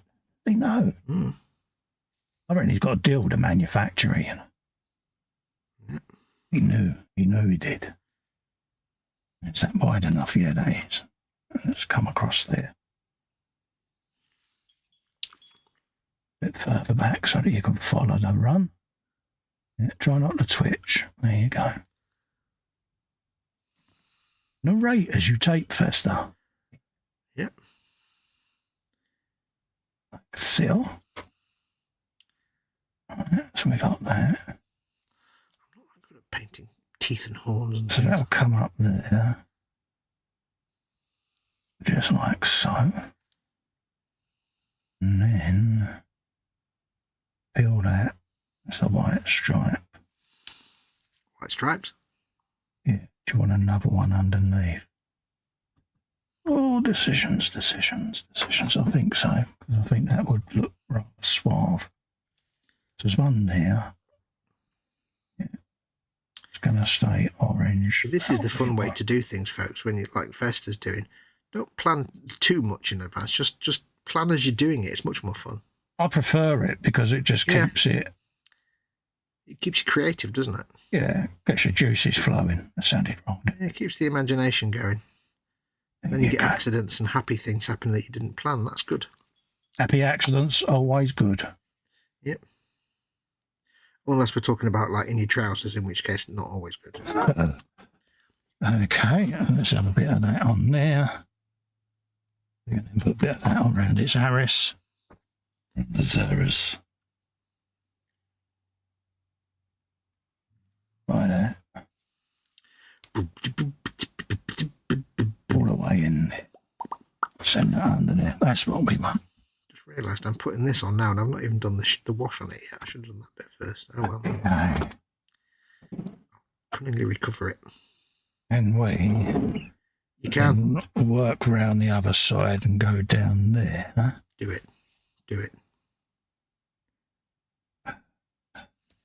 Have a looky look. Might as well see if we can do something with that side. It's going to look odd if it ends just there, isn't it? So we go along there, round there.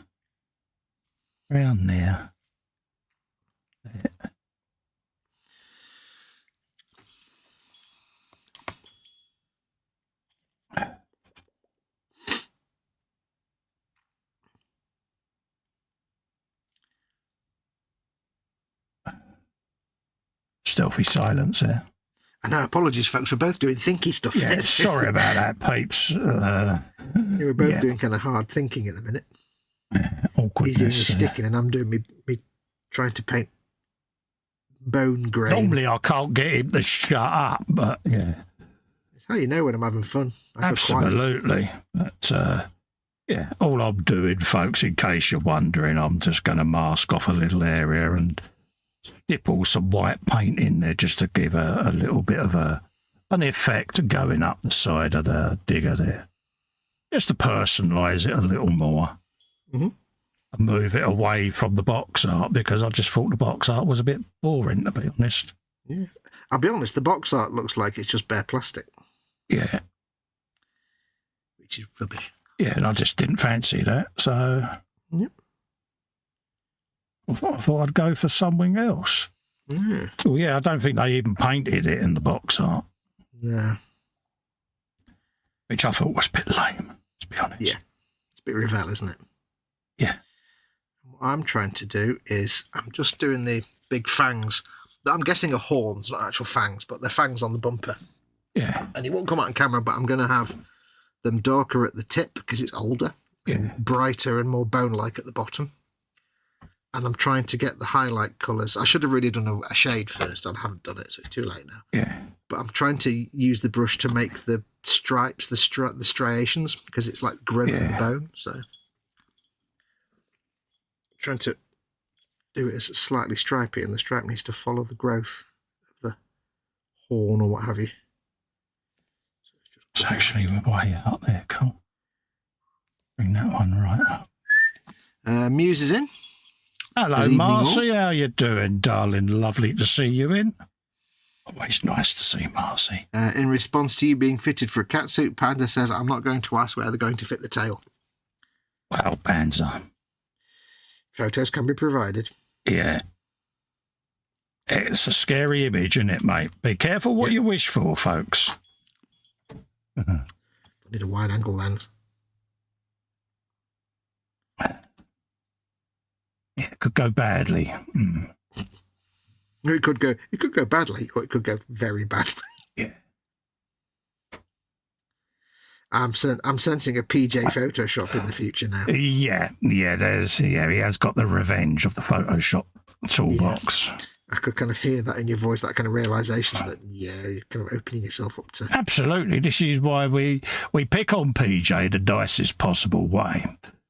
Because we are sort of aware that, Photoshop abilities are there. He's yet to do one of Foxx. I'm disappointed at the moment that he hasn't done a Foxx one yet. I thought he'd done one. He might have done. I could be wrong. I stand corrected if I am. I don't know. Jeff says, right, own up. Who's not giving a thumbs up? Yeah. I've not. All helps the channel. Yep. But I'm not on there yet. All helps the channel at the end of the day with the algorithms of algorithmness. Muse says, freaking hell, did the Windows updates and now my headset is messed up. Welcome to Windows Update, changing everything. Yes. It's always the way. So annoying, Marcy. I had it with my webcam again. Not really. Yes. You think after all these years they would have got it right, but hey, you know. Yeah. No. It's a bit like NVIDIA, isn't it? You know, Microsoft and NVIDIA drivers. Yeah, it's like, yeah, thanks for that. We've a lot to answer for. All right, we'll go with that. First of all, I need to fulfill my contractual obligation most stealthily. I can hear you fulfilling. Yeah, because, you know, I'm doing this stealthily. No one would ever know. No one would ever know. And Marcy's not going to notice that this is happening because, you know. No, because you didn't mention it or anything. Didn't mention it, you know, and, you know, the word fear and all of that, like, it's still there. It's still a thing. Yeah, at no point did you say abject terror, so it's not obvious what you know. Exactly. Exactly. Because no one would ever know that I've literally just done that, because he may say I've got it on copy and paste, but I haven't. Basically, you are Khajiit of the keyboard, my friend. Yeah, because, you know, Marcy is that important. You can't copy and paste Muse. You can't do it. It's just not the done thing, folks. No copy and paste. No disassembly. It's like, yeah, you can't do that. Right. If you do, she will disassemble. It says it's fine on my Win 10 laptop. Yeah, my Win 11, it really doesn't like any driver updates. It's like, yeah. I took it off of this main PC for that reason and went back to Windows 10 because I got fed up with all the issues with drivers. Yeah, I got a update for my graphics card from a 4060. Yeah, it was just the normal, you know. I'm on the. They have like two options: the studio or the games. Games is like every 5 minutes, and rough and ready, whereas studio is once everything's sorted out. So I do studio, and it still broke everything. Yeah, sounds about right. I had to reinstall a bunch of stuff.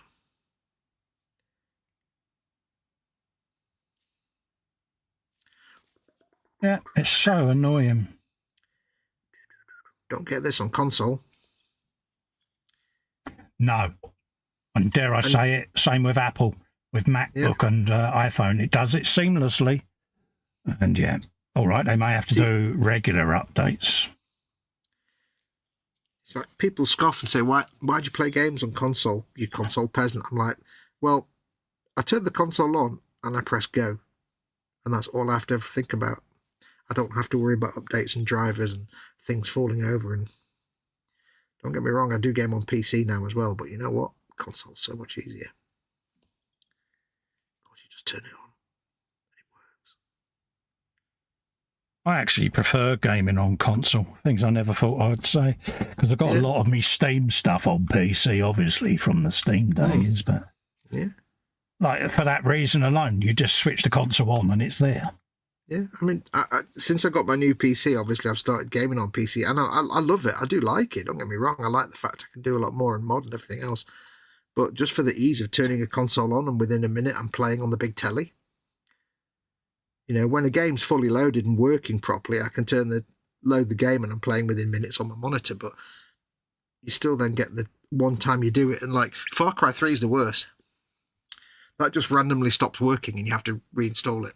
It's a known issue with that game. It's like, really? Yeah. It just loses half its files. Yeah, but that defeats the object, doesn't it? Because you just want a game for relaxation, not for a... Yeah.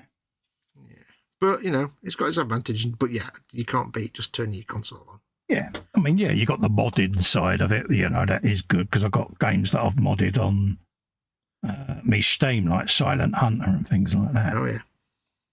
Oh, yeah, I agree with that. I mean, my Far Cry games, the fact I can mod them now and I can get rid of all the stuff in the game that really annoys me is brilliant. Yeah. Like Far Cry 5's great, but when you clear an area and you get the friendly plane flying over every 5 minutes, every 5 minutes. It's like, I just want to shoot that plane down every time. Yeah. But you can take it out on PC. Right, so that's looking a bit better. So I've got a bit of a gradation there, but only subtle. Happy days. I shall now do a wash. I think we shall use some Seraphim Sepia. Oh, how could you with your sepia goodness? My Seraphim Sepia. Are you saying that whilst having crustless cucumber sandwiches? I may be smoking a cigarette in a 3-foot-long filter as well, you see. Me, the 3rd Earl of Wyndham, the girl's dormitory after midnight, with my reputation. Yes. Now, what I did was I made the terrible mistake of not doing the wash first, so I can't just wash the whole thing. No. So I'm just going to glaze the shade over from the middle to the top. So I'm going to have to thin this a little bit. Time to bring back the plastic thing of whateverness. Thing of paintness. Thing of paintness. It's a thing and it's used for paint. You drunk 3 cans of Red Bull, didn't you, before you came in tonight? You're very hyperactive, dear. I told you I couldn't write songs. I did try writing songs, you know. I did try writing songs once. When I was learning me synthesizers and stuff. I couldn't do it. No, you mentioned that about half an hour ago. I know. I'm aware of that. No, I don't want water. I want lamia medium. That's the point. I like to glaze it. Let's start that again. I'd worry about you. I wouldn't.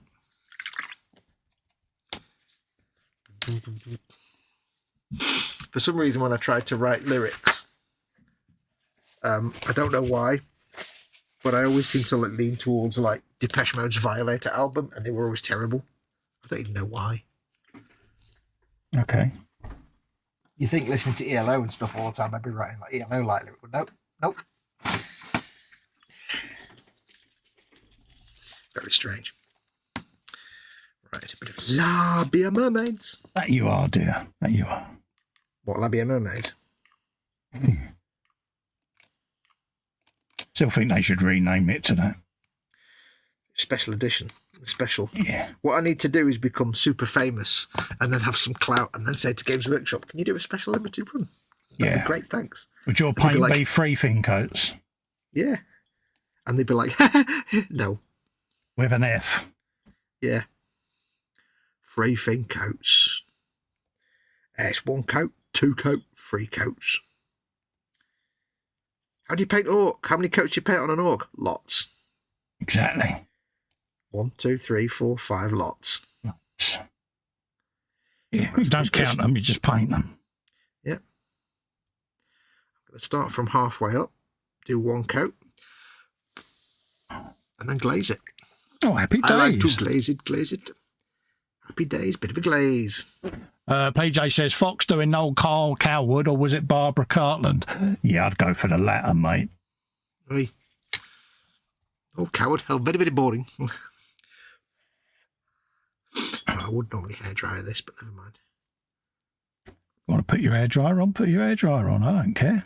No, next door's got a bedroom on the other side of this wall. It's 2 in the morning, so I wouldn't be very polite. Bloody hell, how loud's your hairdryer? Also, I'd wake Mama Wolf up next door, so. You'd be surprised, the walls are really thin. Mate, you could have a hurricane come through, mate, and your mum will not bat one eyelid. No, but next door, the wall between the houses is really thin. Yeah, I got the hint that the walls are thin, dear.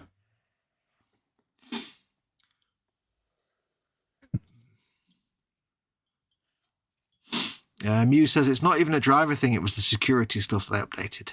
And Muse Muse also says that you totally copy and paste.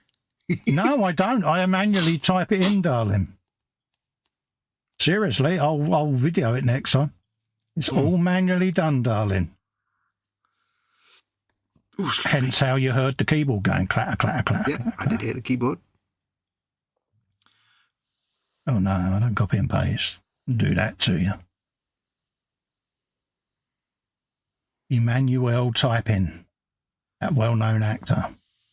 I remember those films. God, they were so bad. Okay, that was random. So, okay. I can honestly say I didn't watch them. Yeah, no, you didn't miss much. They were to the same level as forest porn in the 70s. Not that impressive by today's standards. You didn't miss much. Yeah.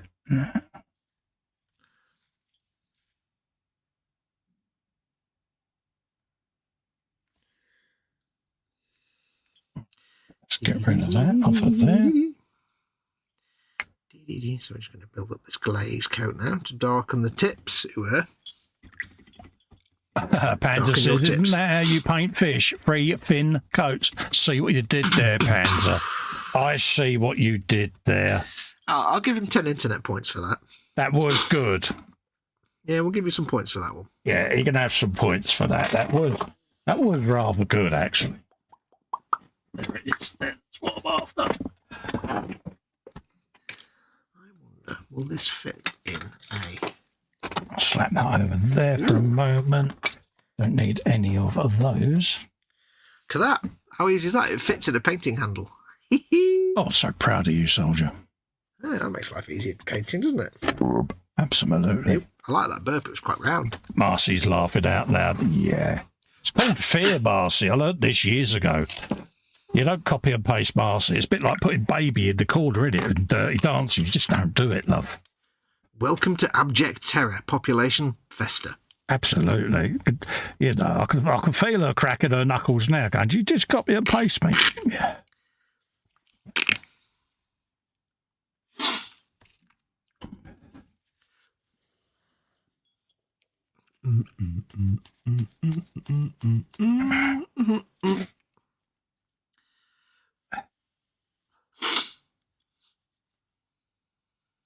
Oh, there's a new Professor Brian Cox series on the BBC iPlayer. It's all about the planets of the solar system. Oh, nice one. I'm like, oh, that'll be one to watch. That's a binge watch then, mate, isn't it? Yep, I shall apply that to my looking eyes. He'll be there going, all the planets in the solar system are brilliant. Yeah. Oh, yeah, all round. Okay, mate. First one's about volcano planets. Yeah, you mean say they're not flat? Yeah, the globe is completely flat. That resurfaced the other day, wasn't it? Someone's on about it. I think it was the astronauts that are stuck up there, you know, and it was, yeah, look, you can see the ball-like planet below, and I thought the person who'd done that little clip on the news deliberately done that. Yep. Oh, look at that spherical looking planet. Yeah, oh, you can see the curvature of the ball-shaped planet below. It's like, yeah. So that journalist or reporter had obviously come across a flat earther that week and was like, yeah. Yeah, it does make you laugh. It is hard to believe such people actually exist. Thing is, though, that's what they believe. That's what they believe, isn't it? What can you do? It's like all about choice, I suppose, isn't it? We often say that. Failure of the education system to educate them. Yeah. Dee, dee, dee, dee, dee.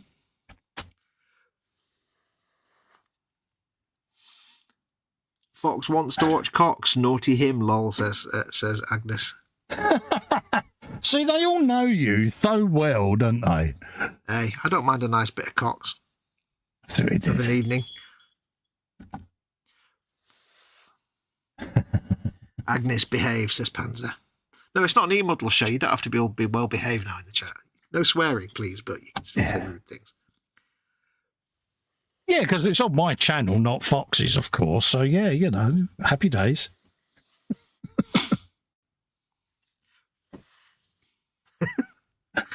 Oh, suggestive isn't a risk. Yeah, it's like, yeah.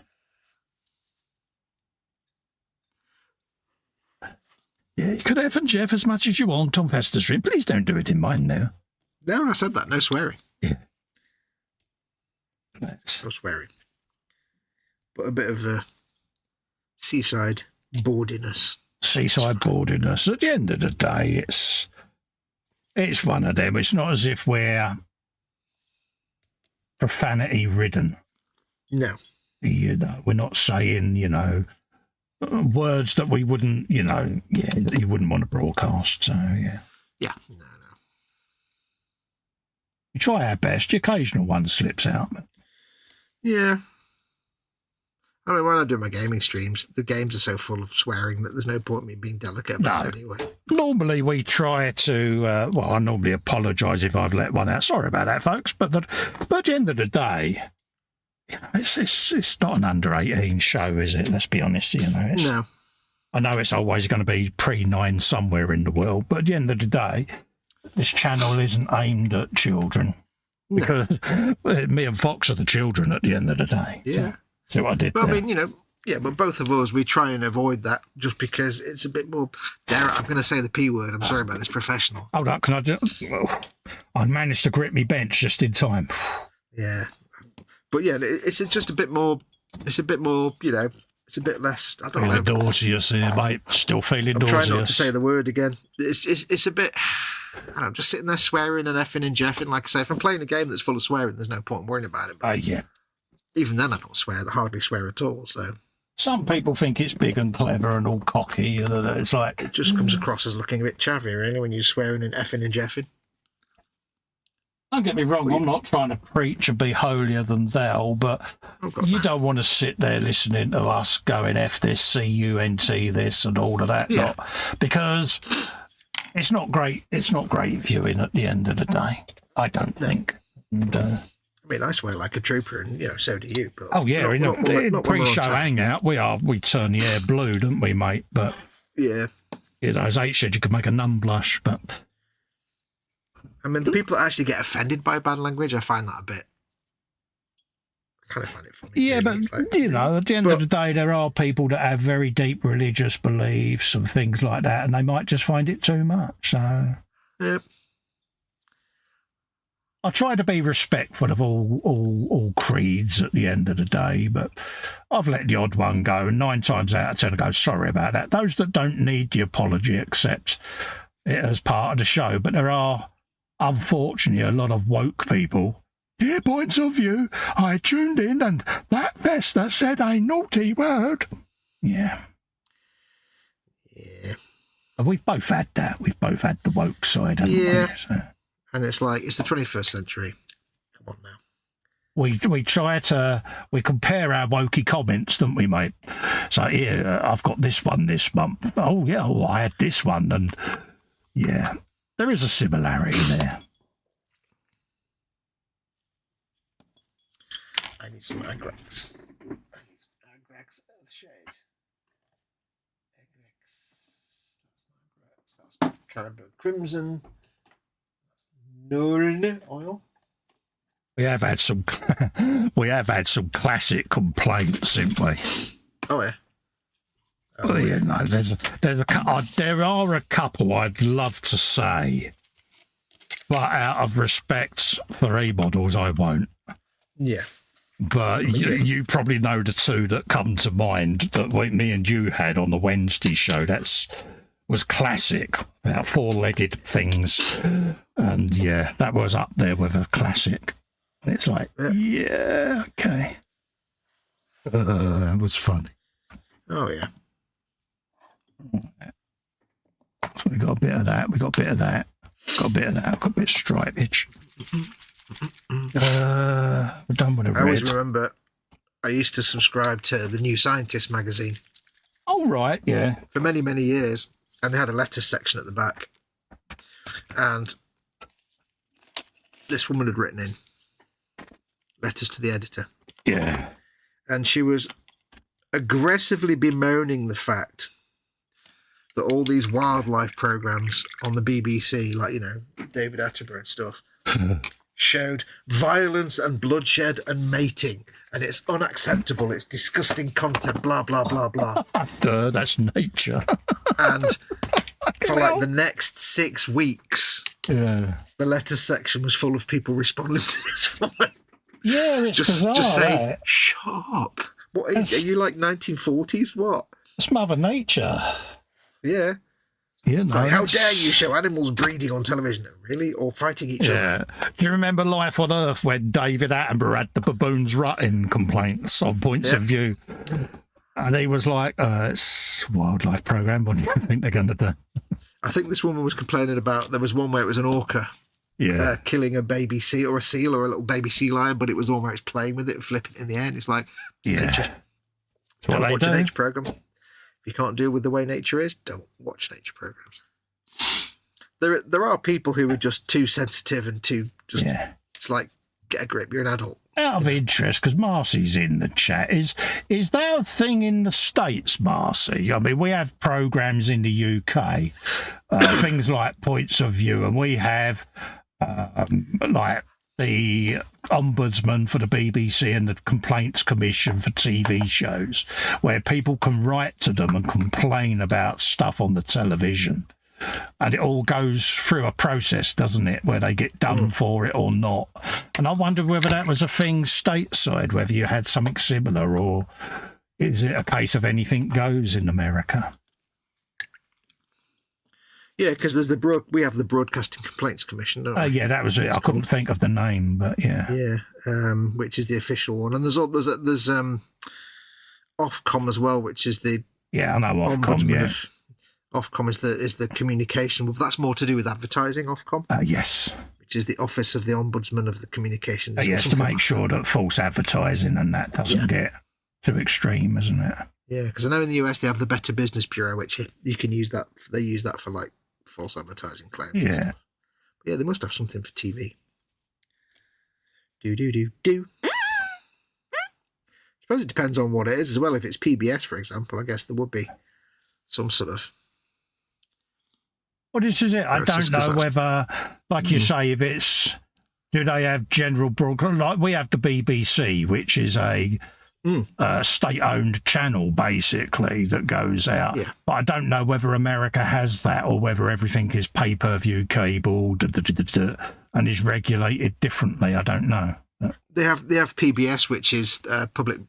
I think it's funded by something. It's funded differently. It's not like a privately owned channel. Right, okay. And it's all like... So it's a bit like free to air then, so that anyone with an aerial can get it rather than subscribe. Is that what you're saying? Yeah, and I think it's like funded by donations and government. Oh right, yeah. So it's not like, high quality programming, but it's where a lot of the public interest kind of programming stuff. Yeah. I think. And it's open to a lot of, you can... I remember reading one more point, in the 70s and 80s, you could actually just rent half an hour on PBS and do broadcast whatever you wanted, as long as it was reasonable. Oh, right, yeah. I think. Yeah, don't think too much. I did that once and it didn't go well for me. Yeah. Muse says, some people are still like that here. We're talking about like people complaining about nature.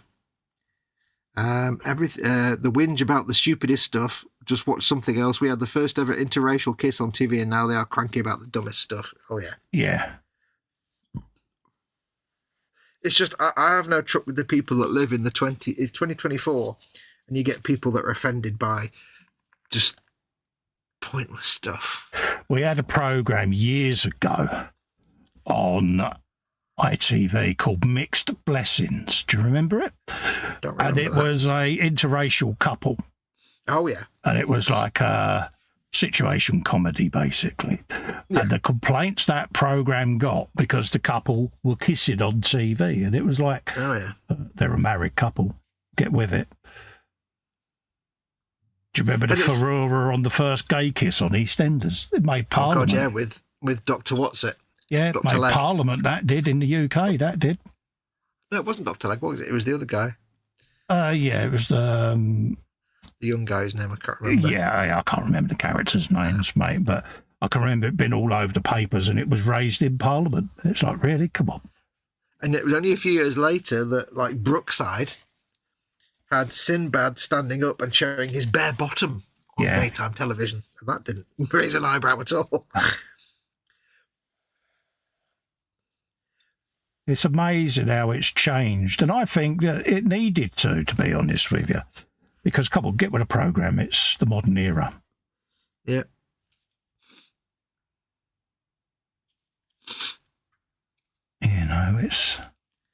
it's the people that have no problem with violence and all this kind of stuff, but they complain if someone shows a boob or a bum. It's like, really? You don't mind your kid watching something where people are being like shot and stabbed and blown up and garroted and exploded, but if somebody shows a bit of a butt cheek, you just lose your mind.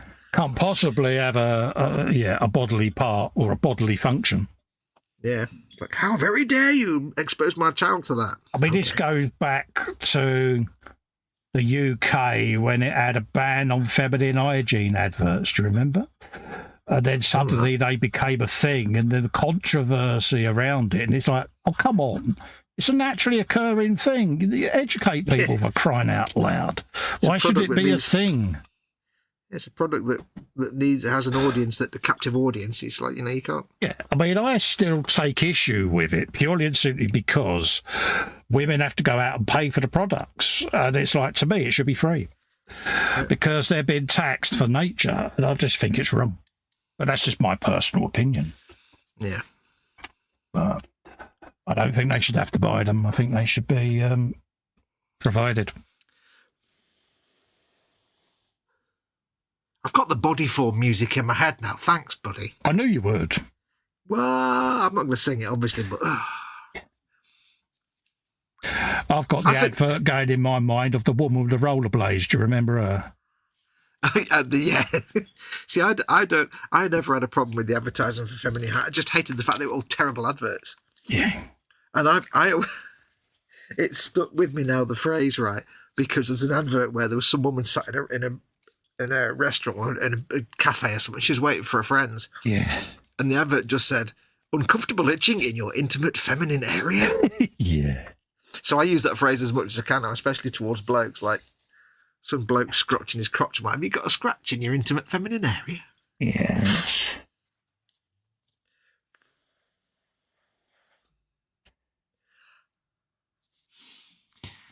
Do do do do do do do do do. The FCC in California comes with its own health warnings. Oh, right. We have the SEC and the BBB, says Muse. The FCC is for TV. Yeah. And the BBB, the Better Business Bureau, is for businesses. Right, okay. The FCC is the Federal something commission, isn't it? Federal something. Communications. Yeah. I think. Yeah, I was just curious because it's always a thing in the UK where you'll suddenly hear it reported that a channel's been fined a record amount because, and then you sit there and you watch what it is they've been done for, and you're like, why on earth have they been fined for that? But if the complaints go beyond a certain amount, they have to act by law on it. Yeah. It's just a thing because... I mean, the things like the BBC have a great deal of oversight purely because they are publicly funded. Yes. So they have a certain responsibility. They have a government royal chart and a royal charter as well, Yeah. So they have accountability to the public who pay for it. But private TV... Yeah, I mean, we've had some incidences where, without going into the legal side of it, but a well-known morning shock chat show where a contestant took their own life. Yep. And that led to a clamping down on certain types of formats of TV, and rightly so, because someone who was vulnerable made a decision that, could have been prevented. So yeah, they clamped down on really crap television like that as well. Yeah, I can't say no more than that, and I'll put an allegedly in there just in case. Yeah. But that's the thing with the UK. We are very, what's the word, litigation conscious at the moment. Yeah. It's a strange thing, isn't it? But, well, I suppose it's funny because if you look back over the 70s and 80s, you can kind of see the modernisation of television standards is like it's 100% down to the commercial television channels. Yes. Because if you look at, say, the BBC content in the 70s and 80s and the 90s, it was very restricted and regulated. But very schools and colleges, wasn't it? Yeah, things like ITV and Channel 4, they could push the boundaries and start. So when you start to see like swearing on programs before 9 o'clock, you're looking at Channel 4. When you start to see like nudity before the watershed before 9 p.m, it's Channel 4. Yeah. And then ITV. So they started it, and then gradually the BBC kind of got into step with that and was like, yeah, okay, we take it as the accepted norm now. It was once that initial, once that initial shock had happened or something like that being broadcast. Yeah. The complaints were made and the complaints were thrown out. Yeah. Other channels thought, well, it's obviously not such a big thing after all, and things started relaxing a little, didn't they? But yeah, the commercial channels could take that risk because they're funded by their advertisers. So yeah, they could do that. Channel 4 was always a bit avant-garde. But again, it was one of those because you had certain shows that wanted to try to push the boundaries as far as they could see how they went before it kicked in, and a few shows did that, didn't they? Yeah, trying to think of it. Brass Eye. I won't go into why they were done, but they put out a particular episode, didn't they, that was so shocking.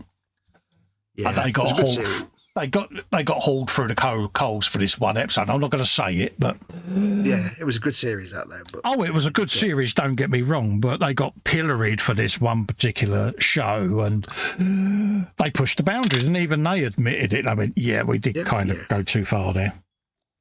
Yeah, but it's just interesting that it's the commercial channels that could take the risks. Yes, and, the BBC beholden to their public fund fee payers. Once they saw that the public weren't particularly offended by all this stuff, they were like, "Well, I think that means we can start doing it now." Oh yeah, definitely. Because they, like I say, they've got a government charter. They're accountable to the government, and if they screw up, the government can kick their behinds, as it were. Oh yeah, It's interesting. Like, I can look back at TV when me and Fox was younger. It was completely different to what goes out now. Yep. And rightly so, because some of the TV back then you wouldn't want to sit and watch now. No. It was, how can we say, of its time. Yeah. But it's there. It went out. It was different times back then, and as a nation, you learn, don't you? Both culturally, what's respectful and what isn't. But I think they had to be shown to be seen for what they were, but one of them that was pilloried, the irony was the joke was actually on the white fella.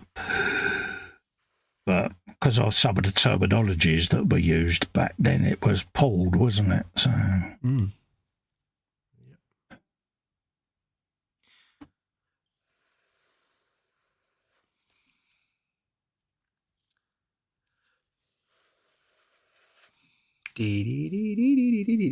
How we doing? Yeah, go to half 2, mate. That's as late as I'll go then, dude. I know I said 2, but we're kind of... Yeah, no worries, buddy. We're kind of in the zone. I've had no messages yet, so... It's your call, my friend. Always your call. I know. But... There's a lot that I can do because, yeah... Have you some of that? And I'm just doing the jaws on this slightly lighter than the rest of it. I've been round and chipped some of these jaws as well, just to put a knife in and take a little bit of the plastic away, so it looks like the jaws have bit through something and have made a mark on themselves. So I will make dinosaur noises with this once it's good. Because you've got to make dinosaur noises, isn't you? If I had the one that had like the digging thing on it, the big scoopy thing, I'd have to put googly eyes on it. Oh yeah, Richard Scarry style. Yeah, googly eyes always works, mate. Because he used to draw like the American style excavators that have like the lid at the bottom. Oh right, yeah. The bucket with the flop down lid. Yeah. And he always used to put googly eyes on them. Googly eyes always works, doesn't it? Yeah. I need to watch googly eyes. I don't know why, but I feel I should do. Googly eyes are a thing, mate. I know Chris over at KA.Models ordered a big bag of googly eyes quite a few years ago. He likes his googly eyes, doesn't he, Chris? He put them on his VR headset. It was quite funny. because he used to have stream playing VR game, but he'd have himself on camera in the corner. And of course, he'd have the googly eyes on the VR headset. Typical Chris. Did he have his microphone in front of him? No. I'm glad to hear that, because I would have disowned him. Because he's not a chavvy YouTuber type. I would have disowned him had you have said yes. I'd have gone, yeah, sorry, Chris, but... Do you know what I saw yesterday that made me want to punch everybody on the screen? Right. It was two people having an interview. Yeah. Or rather, one person interviewing another person. On a set, or in a room, basically, sat in comfy chairs with a table between them, a shelf behind them with things on the shelf, like in a room, but it was a fake room, obviously. Yeah. And they both had handheld microphones. No. And I'm like, what? Really? Why not? And it wasn't a cheap thing. It was like a proper, like, you know, big channel. And I'm like, why you not got lavalier mics? And then I saw one worse than that. I saw a video where there was a man and he was talking about something, I can't remember what it was now. It was like how to do something on some gaming thing. Yeah. And he was sat there at a desk, like a bench or something, talking to the camera, holding a microphone in his hand. Not wearing a headset with a microphone. Please say no. No. He had a microphone in his hand, like a Shure microphone, which had the thing attached to it that you would use then to mount it to a microphone boom arm. But he was just holding it. Oh. And it's a 25-minute video, and he was in different places, and he was like constantly having, and it's like, take the microphone clip off. Yeah. Yeah, it's like it's got the shock absorber bit on it and everything. He's just holding it. It's like, oh man. No. And it wasn't a proper like thing you have hanging on a boom arm microphone, like a Yeti or something. Yeah. And I'm like, why are you? And he had a backwards baseball cap. I had one of those. Smash that like button. Yeah. Mute. Move on. Block channel. Watch the next one. Yeah. Like, why have you got this big like directional microphone that's supposed to be like not held? Yeah. Why are you holding it? It's like, yeah, it's yeah. I wanted to punch him. You sit in despair, don't you? You do. You do. I don't understand it when you see them and they're looking around their microphone to watch themselves on screen, and it's like, well, move the bloody microphone out in the middle of your face for a start. Yeah. Yeah, I don't understand. There's no reason at all, if you get a decent microphone, that the microphone has to be visible on screen. Yeah. It's the one as well where they've obviously had a go at green screen and haven't figured out to do it. So they have their entire background. It's a bit like me having a pop-up box where you can see me door with all the paint rack. They haven't figured out how to just bring themselves out and hide the background, you know. Yeah. And you're like, yeah, I really need to see your washing line going across behind you, mate. You know, it's like, really? Or they've got the green screen, but it's like a circular thing behind it, and like the corner doesn't match, so you've got the corner of background showing. Yeah, every time they move, you can just see like the corner of the room come into shot. It's like, yeah. But I also hate not only like when they have the microphone in shot when it doesn't need to be. Yeah. I don't mind people wearing big doofy headphones when it's like a 2 or 3 person. Like we do with 2 or 3 of us on 2 different windows, because that makes sense. They've got to hear the other person talking, so that makes sense. I don't like people that wear big doofy headphones when it's just them talking to camera. Yeah. You don't need to hear yourself. But I hate Cue the wibble. when somebody is basically having a conversation one-on-one with the person watching and they're looking off to the side. Yeah. Because they're too busy looking at themselves on the little screen and not at the actual camera. Yeah. It's like, look at the camera, for the love of baby Jeebus, please. That's why I consciously move the chat window from the edge of the screen to the middle when I'm reading the chat on Facecam, because I get conscious that I'm looking sideways to read it, and it's like, yeah. It's like, if you're trying to do a one-on-one with the viewer, just at least look at the camera, for the love of I had God. one where someone had the microphone in front of their face, and they was wearing a headset with the microphone in it. And it's like, okay, right, okay. It's like, get a headset that doesn't have a microphone in it if you don't need the microphone. The headset's got the microphone in it. You could have done away with the, yeah. There you go. But it's like I say, when you see them wearing headsets and it's just them on their own, it's like you don't need to hear yourself, so why not just take the headset off? Especially with the ones with the LED headsets that are going. It's like, yeah, how distracting is that flashing for the viewer? Yeah. It's funny how little things can grate you. It's the things that don't bother most people and wouldn't have bothered me or you if we didn't actually do this ourselves. Yeah, and I'm not just saying I'm an expert, not by a long shot, because... no. Yeah. Not at all, but it's like, because we do it now, we can look at this and say, well, I wouldn't do that, and I wouldn't do this, and this is annoying because... Yeah. But it's the kind of thing that, you know, you just probably wouldn't even register if you didn't actually do it yourself. Most people wouldn't notice. Yeah. But it's the whole not looking at the camera thing drives me nuts. I can't stand that. It's like, stop looking at yourself. Yeah, it's like, especially when you see the reflection of their monitor in their glasses and that they are looking at themselves, it's like... Yeah, or they have that big round ring light, but they have glasses, and all you can see is that big white ring in the lens. It's like, distracted. That's why I was happy with StreamYard bringing in dark mode at long last, because where I have my monitors in front of me, I got fed up with seeing the white squares in my glasses of the screens, but I couldn't not have it on because that's what I was looking at. Yep. But yeah, so yeah, thank you StreamYard for dark mode. Mm. Massive help, especially on the E-Model streams when we used to do face to cam. Yeah. It's like when you see people that are doing like group things and they've got big headsets on, that's fine because you've got to hear each other. It doesn't matter. When you're just doing it by yourself, you don't need to wear big earphones. Or someone doing a gaming stream on Xbox because, you know, they need their headphones because that's what the game's going for. Yeah, that makes sense. But when it's just you talking, like one person talking to camera, it's like, it's hey like, guys, and it's a video. It's not even a live thing. It's just video. It's like, just take the headphones off. Should. Yeah. We haven't even got on to filming in portrait, have we, mate? Just thought I would throw that in for you, mate. Well, the thing is, okay. Yes, there is a market for portrait videos. Things like, you know, the YouTube Shorts and TikTok. Yeah, YouTube Shorts and TikTok. So, you know, but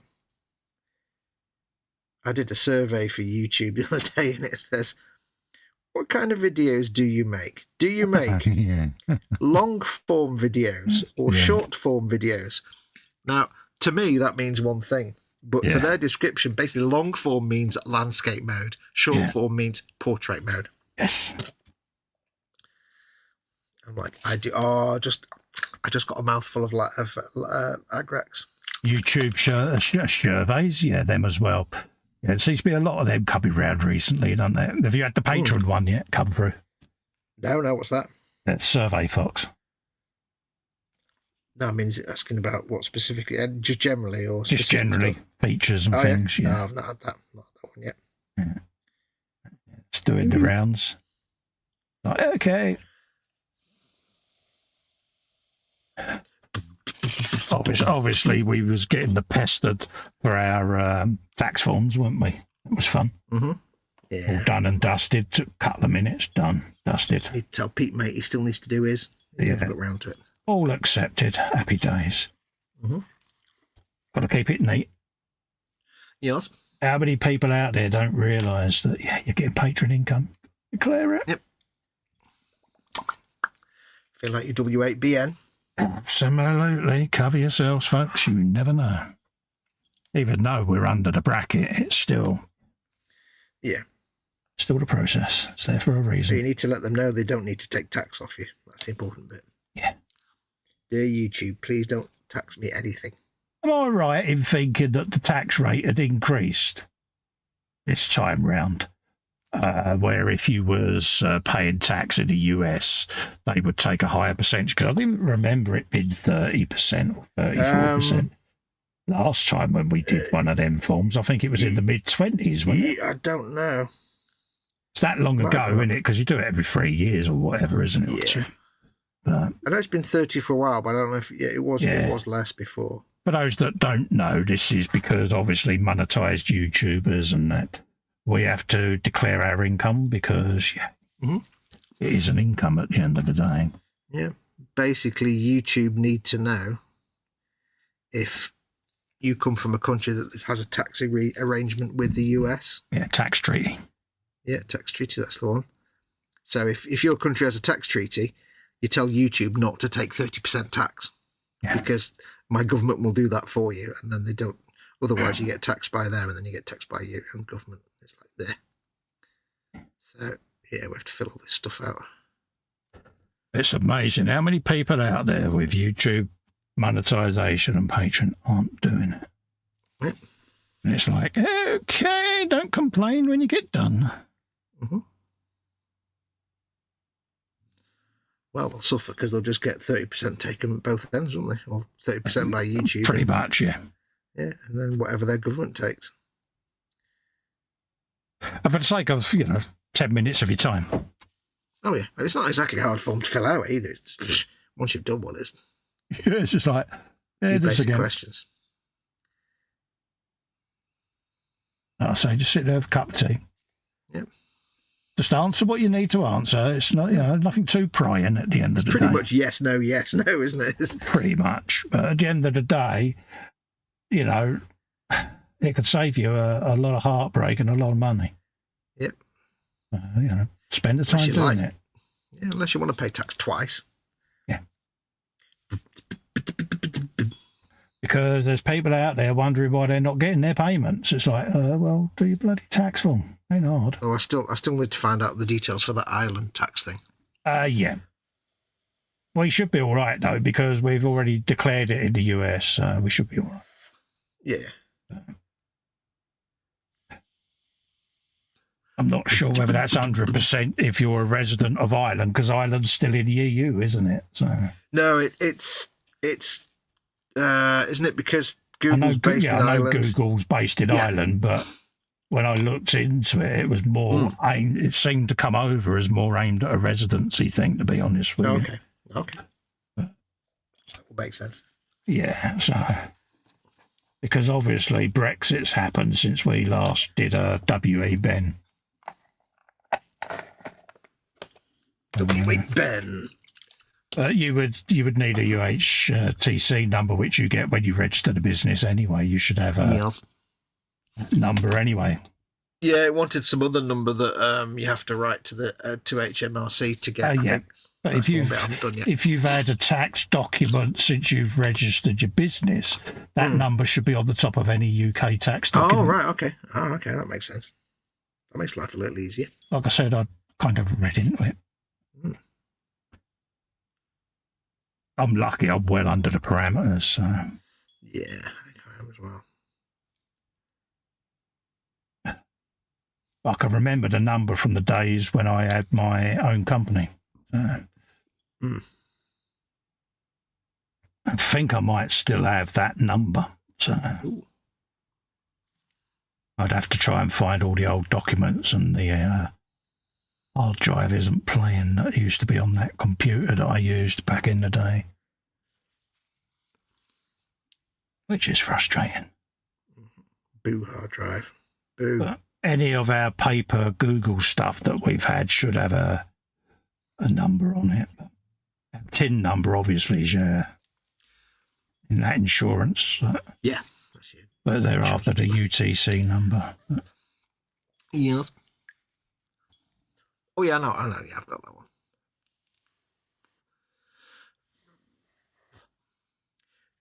Last say your business registered, aren't you, model making guru, isn't it? Didn't you register that? So you should have been issued one of them numbers for that. Yeah, I've got a UTC somewhere. It'll be on my tax returns. I need to do my tax return actually and let them know it's the last one. So yeah.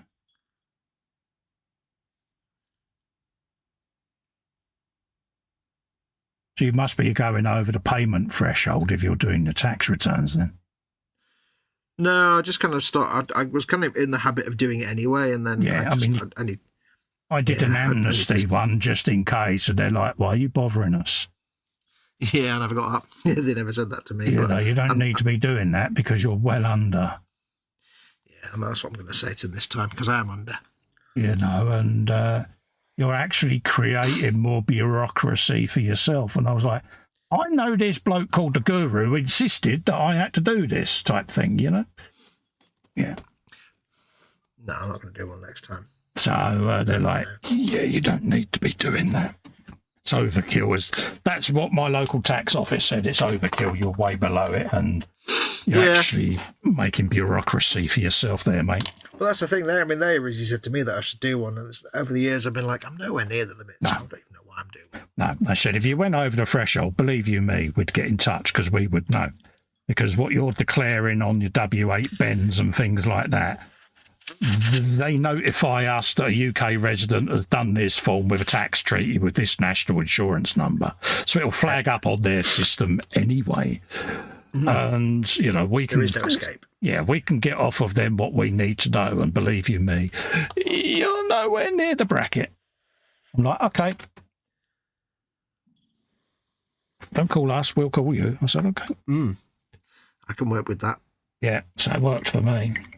But then I don't earn what you do, so yeah. No, I don't need to do a tax return again now.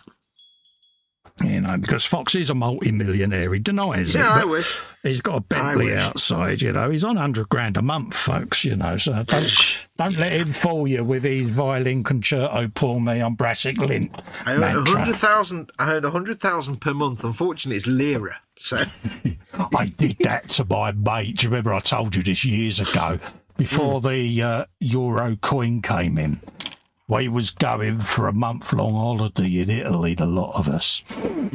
So I said to go down to Bureau de Change and exchange $1,000 into lira so that he's got cash on him before we fly out. So he did. Yeah, he practically needed a Samsonite case on wheels for the amount of lira because it was an astronomical volume of cash he turned up with. What was that film where the guy gets out of the taxi in Italy and like the little taxi meter just goes out the car window and spreads out halfway across the road because it's like 20 trillion lira. Yeah.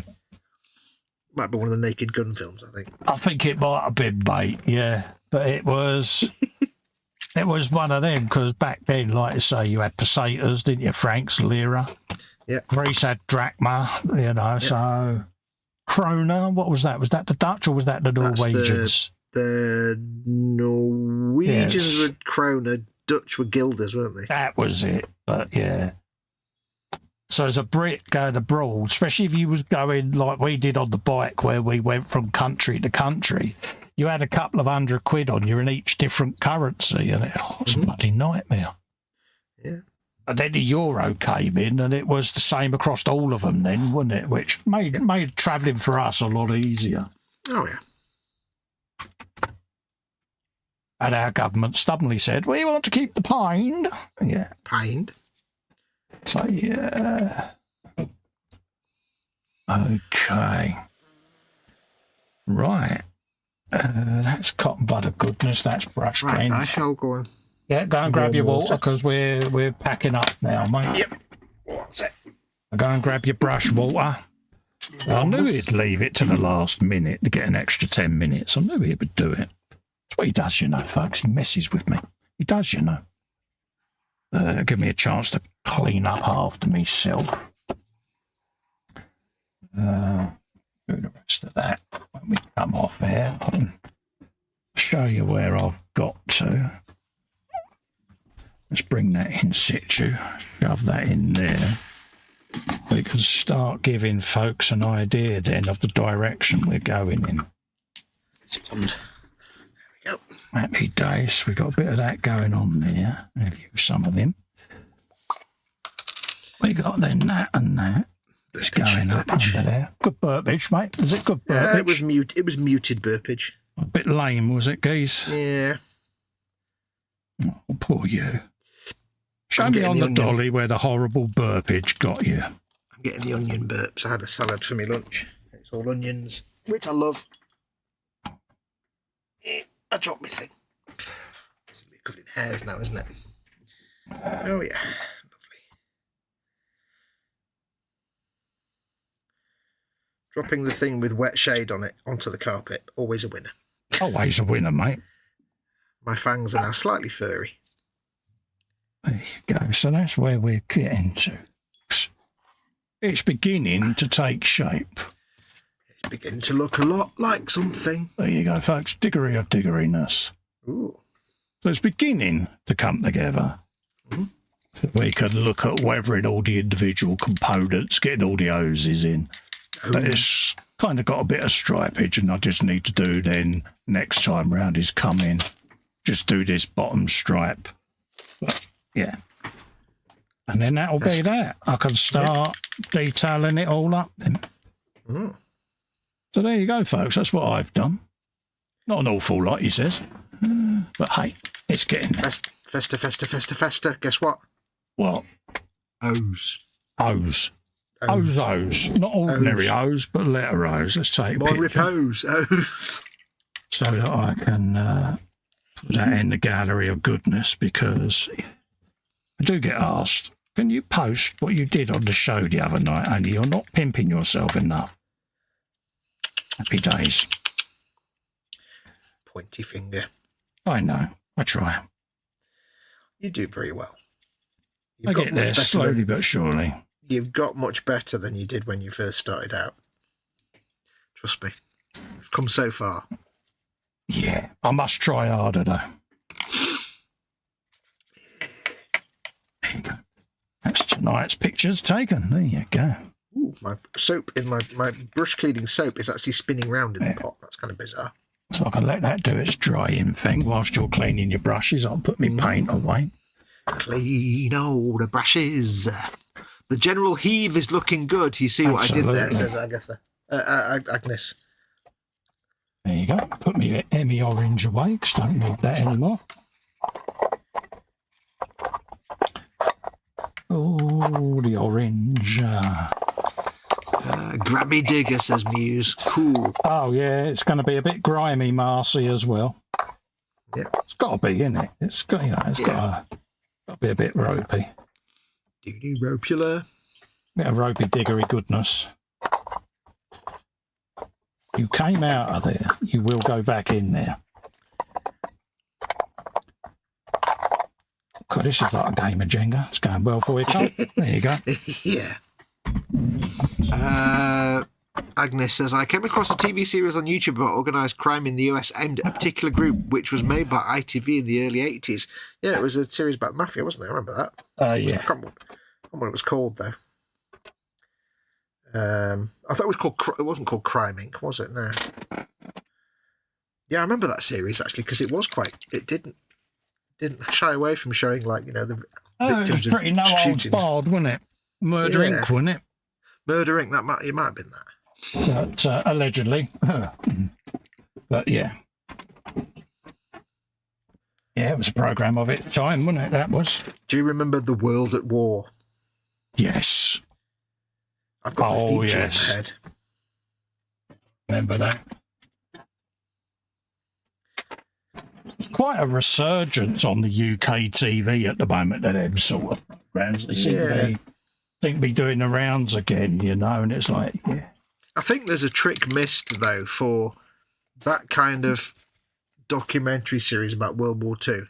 And not just the military side of it. Obviously, it was all about everything else. But actually using colour footage and colourising footage. Oh, yeah. Because I've seen a few documentaries where they've colourised World War II footage, and it's good enough now that it looks amazing. World War II in colour springs to mind. Yeah. But that was actually a lot of just actual colour footage, though, wasn't it, that one? Yes. But they recently found a load of video, didn't they, that was fully colourised already. Yeah. And they found a big archive of it, and they're currently going through it and converting it to big screen format, and they're on about IMAX in a lot of it. Because the thing is, like, watching like that kind of documentary footage is so different when you not only see it in colour, but when they also adjust it to like to up it to like 60 frames a second, so it looks like normal, and they change the speed. So it looks like modern film. Yeah, they want to fully do the business so that, like you say, you can go and see it at the IMAX, the big IMAX screens in the UK.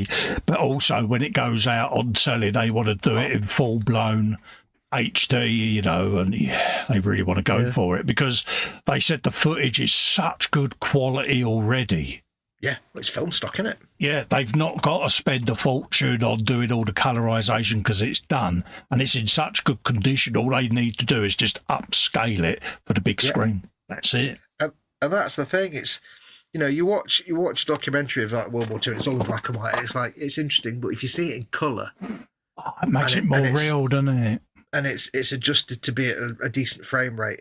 It changes it. And after what Weta did with World War One, when they did that documentary about World War One, did you see that one where they recoloured it? Yes. And they'd done the frame rates up.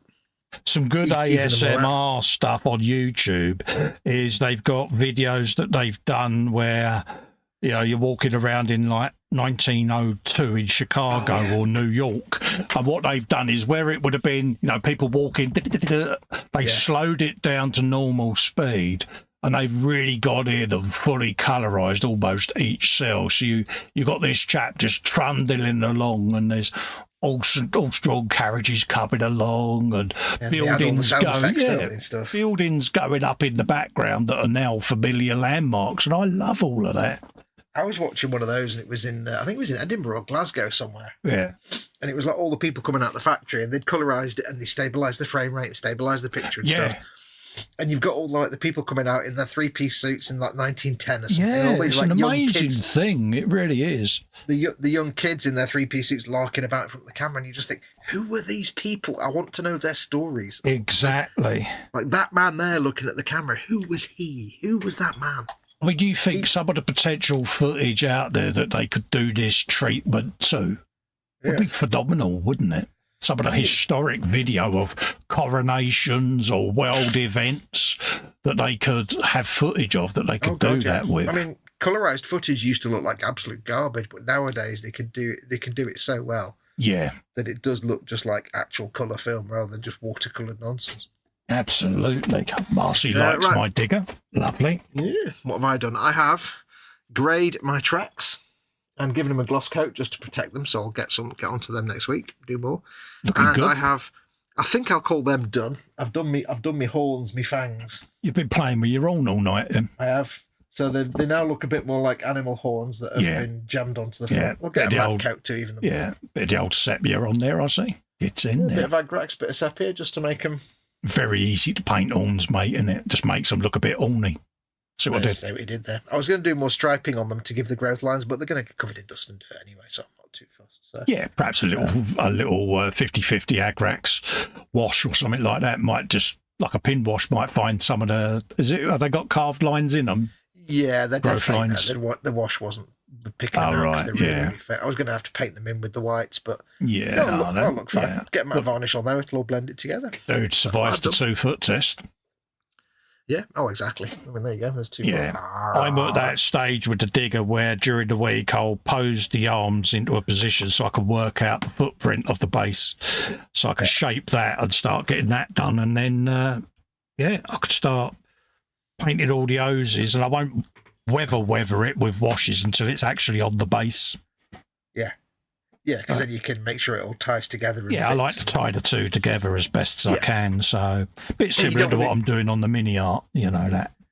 Yeah, there's nothing worse than like getting all nice weathering on your base, and then you get the vehicle, like the dust colour is completely different. You're like, this will get the usual detail stuff done. Mm-hmm. And then a bit of chipping on the arms, that sort of thing, you know, and then once that's done, the actual then dust, detritus, and that won't get done until the base is done as well, because, Awesome. Got to blend it together, otherwise it looks 2 different builds, you know, it's placed on rather than part of, and it's like, It reminds me of a fiddler crab with its big arm and its little arm. I love the digger. Yeah, no, I think it is a quirky thing. I think it was the missus that got me this one. No, she just spotted it and thought, that's a bit quirky now. I'm sure it was a Christmas present. But, mint. Anyway, folks, we're rambling. We'll love and leave you and let you get on with the rest of your weekend. Thanks so much for coming in and keeping us two company. I will put up a Sunday show provisionally. But obviously, if things change with me mum, then obviously I need to step away for a while. Okay, folks, so please bear with me that if a stream goes up and gets cancelled, don't stress, I'm fine, but I've got personal stuff that I'm dealing with away from this. So there may be last minute cancellations. So apologies in advance for that. That's beyond my control. Right, we'll love and leave you and catch up for the next time. Are you streaming over the weekend, dude? Oh, no. That's all right, mate. And we'll catch up with you Sunday. It'll be me and Kev this week because Dave's off this week.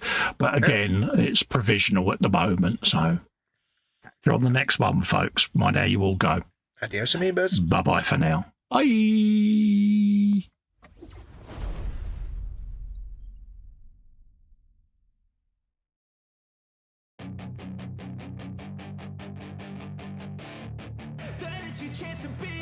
Hey kid, don't ever let them get inside your head.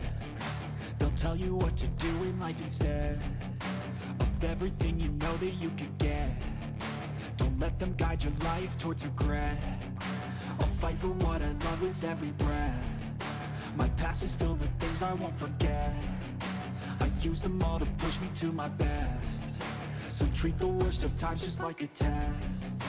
If only I could go back in time, I'd tell myself that everything will end up alright. Just push yourself, test yourself, figure out what you like, and find your limits, don't be rigid, always work towards a prime. Surround yourself with open minds, people can change your life. A few friends with intent can help you feel alive. Find a passion, take some action, and with a little time, just be patient, make a statement, try to enjoy your life.